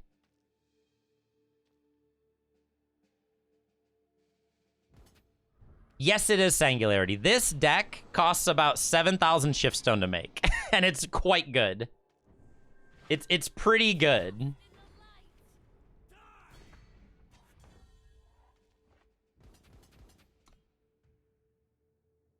It only does it to units in the deck, not the void. Yeah. All right, we'll go ahead and take this out now, which is good. And now we're doing really, really nice. We took care of all that. Yeah, the open contract didn't apply to that one because we took it from the void and put it on top of the deck. We're attacking for a lot of damage. I don't think they can, yeah, they can't exactly attack with this anymore, can they? They have another open contract. All right, they're out of cards. They can attack because this blocks. They can block this now. This is so awkward. We can hold this. Through the Unknown is okay. Killer would actually be really good. Killer would just take this out. Any recursion would be great. That's pretty good, actually. I can actually kill the Dichro now. That's good. Magnaventure stuns this. That's fine. I can still kill this with a 5x block, and then the one goes here. So this is okay. Good old double open contract. Open contract's really good against us, isn't it? I approve of our opponent playing open contract.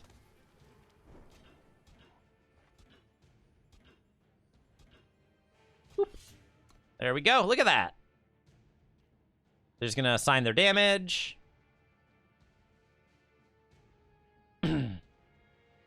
We got rid of the biggest problem, which was the 3-5. That was the largest problem in play. Yeah, they tried it. They traded Dagger for a 1/2. Ooh. Hello there, Behold the Truth. Do I Behold the Truth, or do I get Doonhill? I should probably just get Doonhill, right?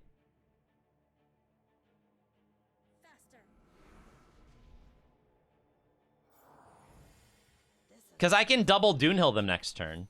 And they'll both be 7/7 charges. I think that's actually better.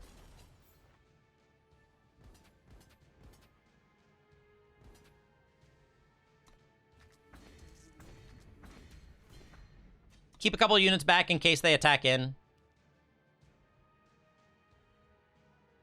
Annihilate? Yeah. Annihilate a card. It's great.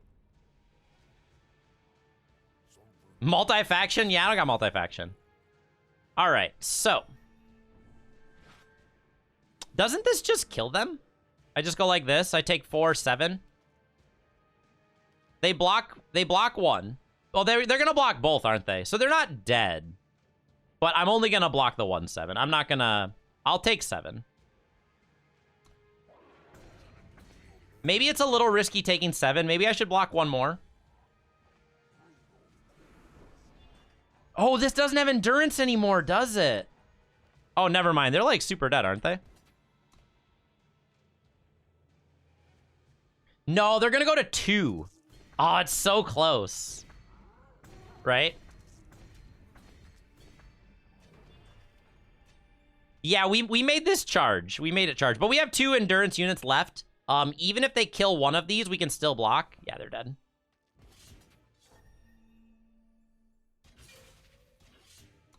This deck's pretty good. Good job. Good job, Doonhill. You do great.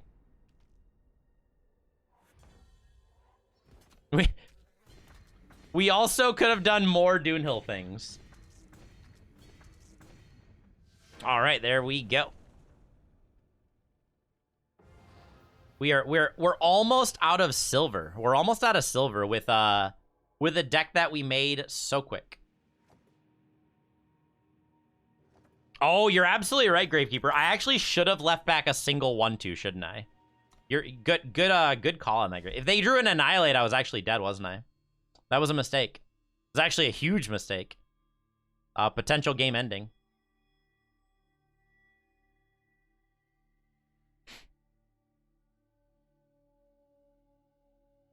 And I'm very proud of this. I'm super duper proud of this. If you are a newer player and you want to work on climbing ranks, this deck's great. It does a very, very good job. I'm really, really happy with this.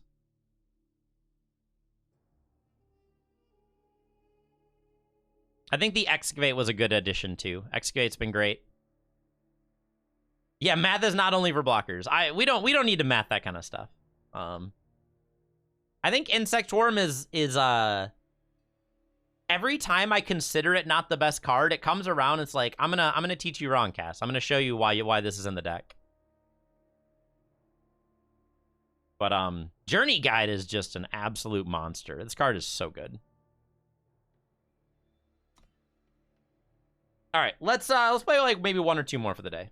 Let's play just a couple more. Maybe not a crazy amount, but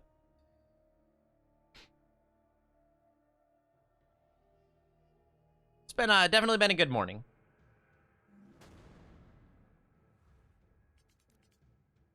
Yes, the clicking did stop. Oh man, we got the Journey Guide done. Hand is beautiful. Can't turn a hand like this down. It kind of like fixes itself with time, Highbrow. It's so frustrating. I'm gonna replace the cable today. I'm gonna go out and just replace it today. This hand's getting really scary, actually. So at the end of next turn, we're just gonna ambush out the Insect Swarm because the next one is gonna cost 1, so the Dark Return's really good. And we have the Arrival. Oh man. All right, never mind. We're gonna do it this way instead.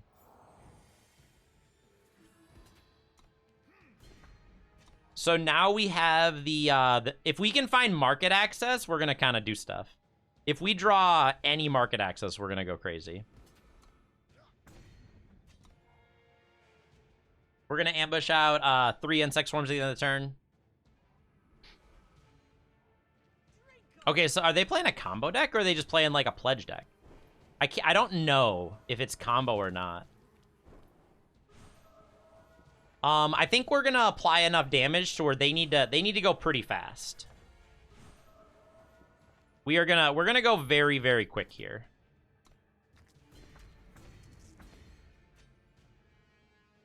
Yeah, the combo is not in Primal, right? I think we're probably just fine getting very aggressive here. We're just gonna continue just being super aggressive.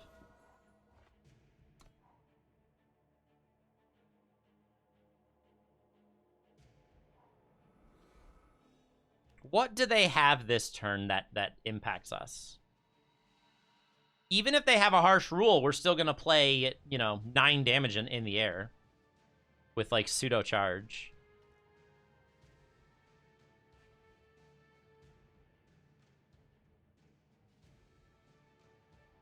I can't think of a combo in Huru that really impacts this.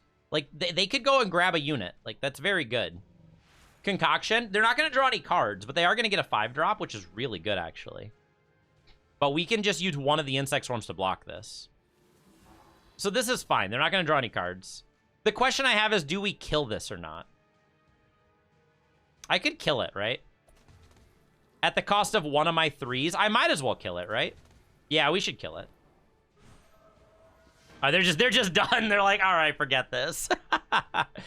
It was either I chump block or I kill it for the same amount of resources, so we might as well kill it.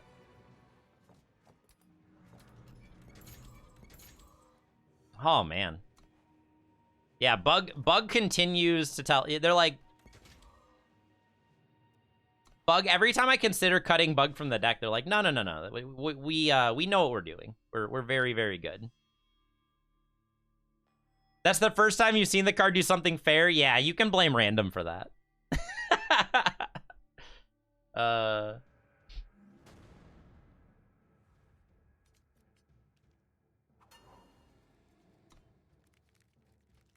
No, it's not just random. There's a lot of people that have been really doing a lot of cool stuff with that card. Usually, to be fair, it's always Reweave that's like the primary culprit of all of those decks. Reweave and Reweave is probably a card that should be adjusted at some point. They're gonna take our Etchings, right? Etchings is absolutely the card they should take here. Yep.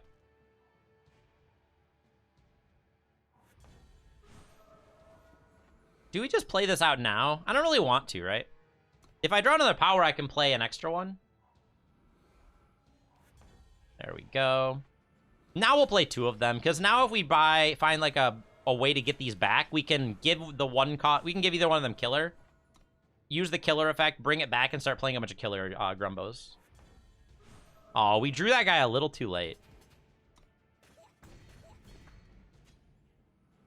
I think Reweave is probably a card that's going to get nerfed at some point.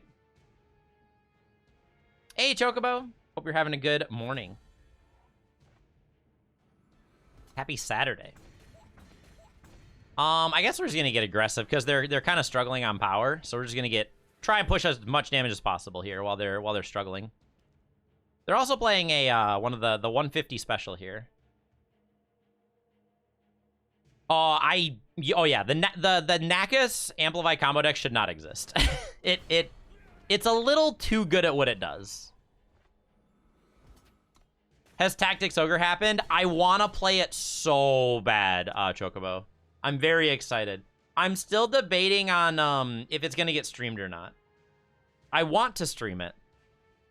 But the problem with streaming it means that I can't play it on my PlayStation 5. I really, really want to play it on my PlayStation 5, which is where the issue comes in.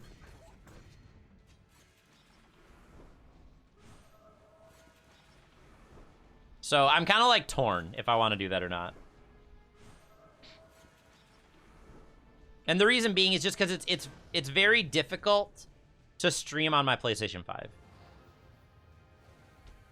If I wanted to stream the game, I would need to put it on. I think it's on Steam. I would need it on Steam because it's easier. I have a capture card, but it's not super reliable, so I don't like that. Tactics Ogre is a, are you familiar with Final Fantasy Tactics, Grim Samson? It's just like an individual character, like, tactic game, like where, you know, you'll move around the map, take turns moving around on a square-based grid system. It's extremely similar to Final Fantasy Tactics, with like a little bit of differences. It's very, very similar to Final Fantasy Tactics, though. Yeah, I absolutely love the game. It's one of my favorite games. Yeah, if you don't like those style of games, obviously you're not gonna like it, and it's understandable.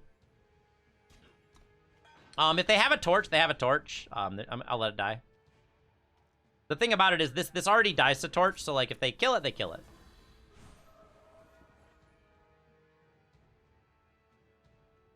All right, so we are gonna be setting up the combo here. The 1/4 blocks well. We'll attack for 3. We are almost at etchings. We need to get 2 more power in play. I gotta be really... I might take a ton of damage. Like, I gotta be really careful how much damage I'm taking. This guy is really scary with a combat trick, right? No pause at 3. That's extremely good for me to know. That's very, very good for me to know. So I think we actually might be a little safe here. Well, now we are even safer because this 5 life gain is huge. We can just go ahead and Krogar this out of the way. That's fine. Take the 3. Is Krogar better than Doonhill? I guess I can just Doonhill on another turn, right? Like, Champion's actually really bad. I'm gonna take 4, 5, 6. I'm taking 7 damage.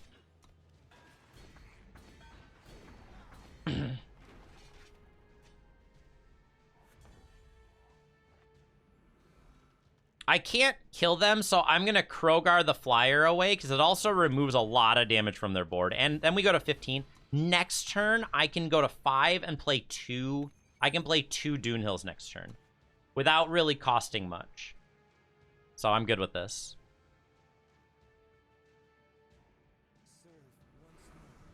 Crafty refuel. I think we're fine at this point. Like I'm not too worried about what they have left.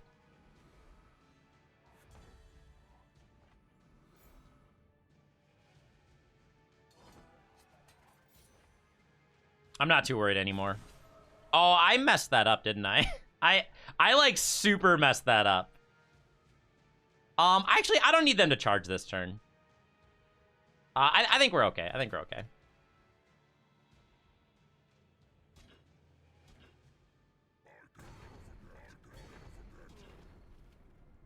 Yeah, we're fine. We're fine. Because I can also through the unknown next turn, right? Yeah, we're fine. I can't imagine them dealing with 18-18 endurance. I think this is just gonna end the game right here. This is just too much. Yep, there we go. Good old Doonhill, doing Doonhill things. Should we keep going, see if we can leave silver today? We're on, like, quite a streak. Oh, Krogar? Krogar is kind of like a budget Moonstone Vanguard. I think Moonstone Vanguard's better, but...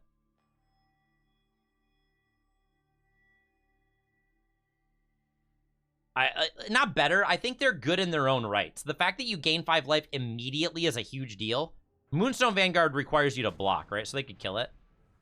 Yeah, Krogar deals with deadly better. Krogar does deal with other things better. Correct, yeah. Like, it's good that the cards are different, right? It's very important.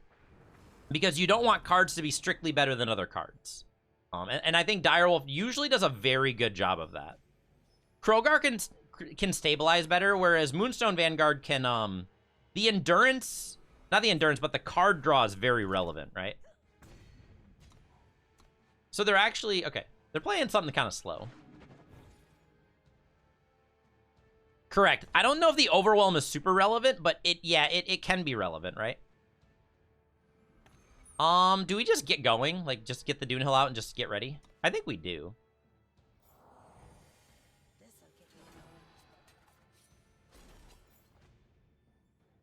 I think we just start going here. I know I could have granted the Platoon's charge, but I think Doonhill is just a much better card to have charge. I think it's just way better.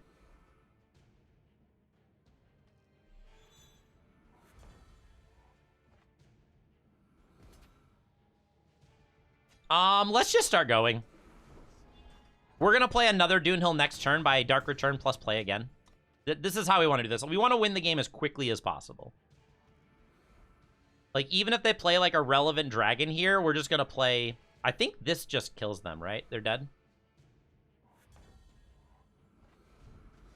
They have a pause. Do they have, like, a backlash here? Not a backlash.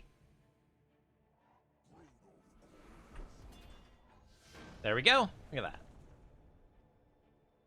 Yeah, I love Ageless Mentor. It's a fun card. Even though it may not be, like, a really good card, it's very, very fun. Super enjoyable. I love the uniqueness of it. The fact that it just does something so... It can do so much. Like, it can provide so many stats, right? For a single card.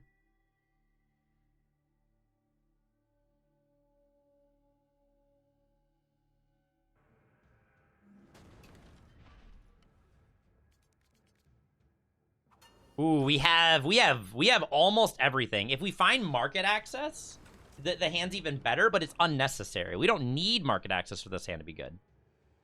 I'm gonna play the always depleted power first. I think the way that this hand looks, we kind of want to like set stuff up.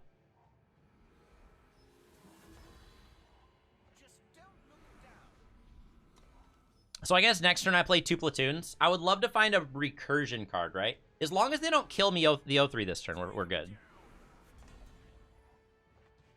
I guess the question I have is, do we killer this? I could. I think I'd rather just play 2 units, right? I know I could use killer, but I can just block, right? Oh, you can play it with a Shadow Valkyrie? Yeah, I like that a lot. Merchant for market? That's good, but I don't know how good it is here. If we can find a Dark Return, we're gonna be so happy. I would love to get my hands on a Dark Return right here. Not a Dark Return, but that's okay. Attacking doesn't work. Do I want to use the killer this turn? I kind of do. Let's get this off the board right now, because now any recursion spell is so good. Any form of recursion is just very powerful. And I want to do it before they could play like a weapon or something that would benefit them on that unit. Yes, it is Singularity. Inscribe is extremely good. All right, both of the... Oh, they're not killing here. Okay. I guess that's true. This is the card that's the scariest card. Do we kill this? I think we do kill it. I think we do. I need to figure out a way to deal with this Jack, but I think killing the unit is good here. Dark Return's okay. I think Dark Return still might be one of my best cards. There's Killer. That's not it. We need 1 Dark Return, please. Okay, so their market was Stronghold. That's actually really bad. We're gonna take 12 damage this turn. That's so much damage. Please Dark Return or we are dead. Nope, we drew another power. All right, we're dead. Nah, we drew a lot of power there.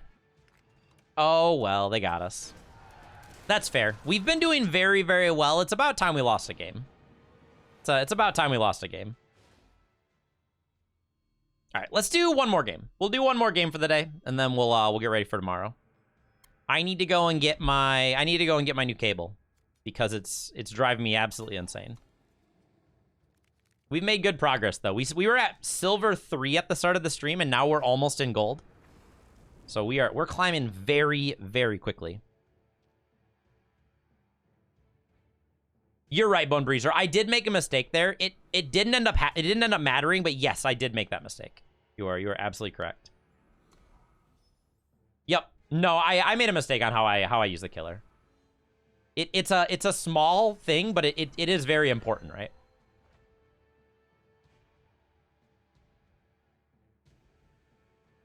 I guess we could Grafter Killer this next turn. This is actually a really scary unit.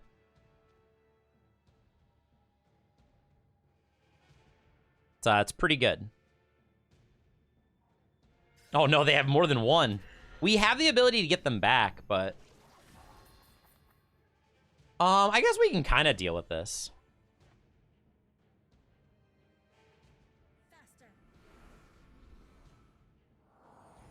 This is actually kind of nice, because next turn we can go Example through the Unknown and get it back as a 3/3. And then we can continue to do the killer things to take out their units. It's not, like, perfect, but it's working out.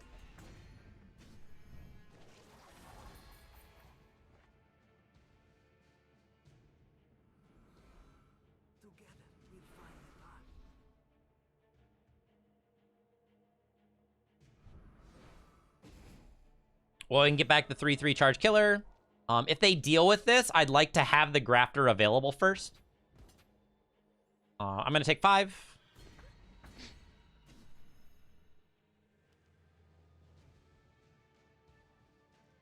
The plan here is to use a rival here, here. Actually, let's go. I'm still going to go on the Grafter. Go and boop that out of the way. Do I attack for 3 here? I think I'm going to use it to block this turn.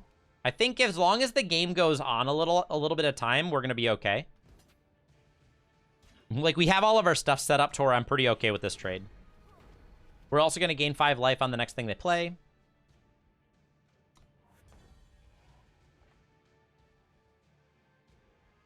Do I care about Kroger? I don't think I care about Through the Unknown. Nah, actually, I do care about it.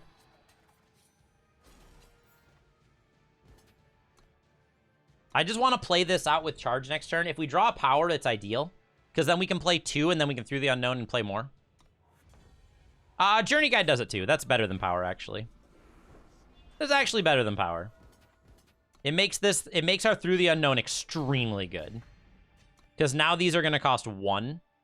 So we're going to attack for, like, too much damage next turn. There we go.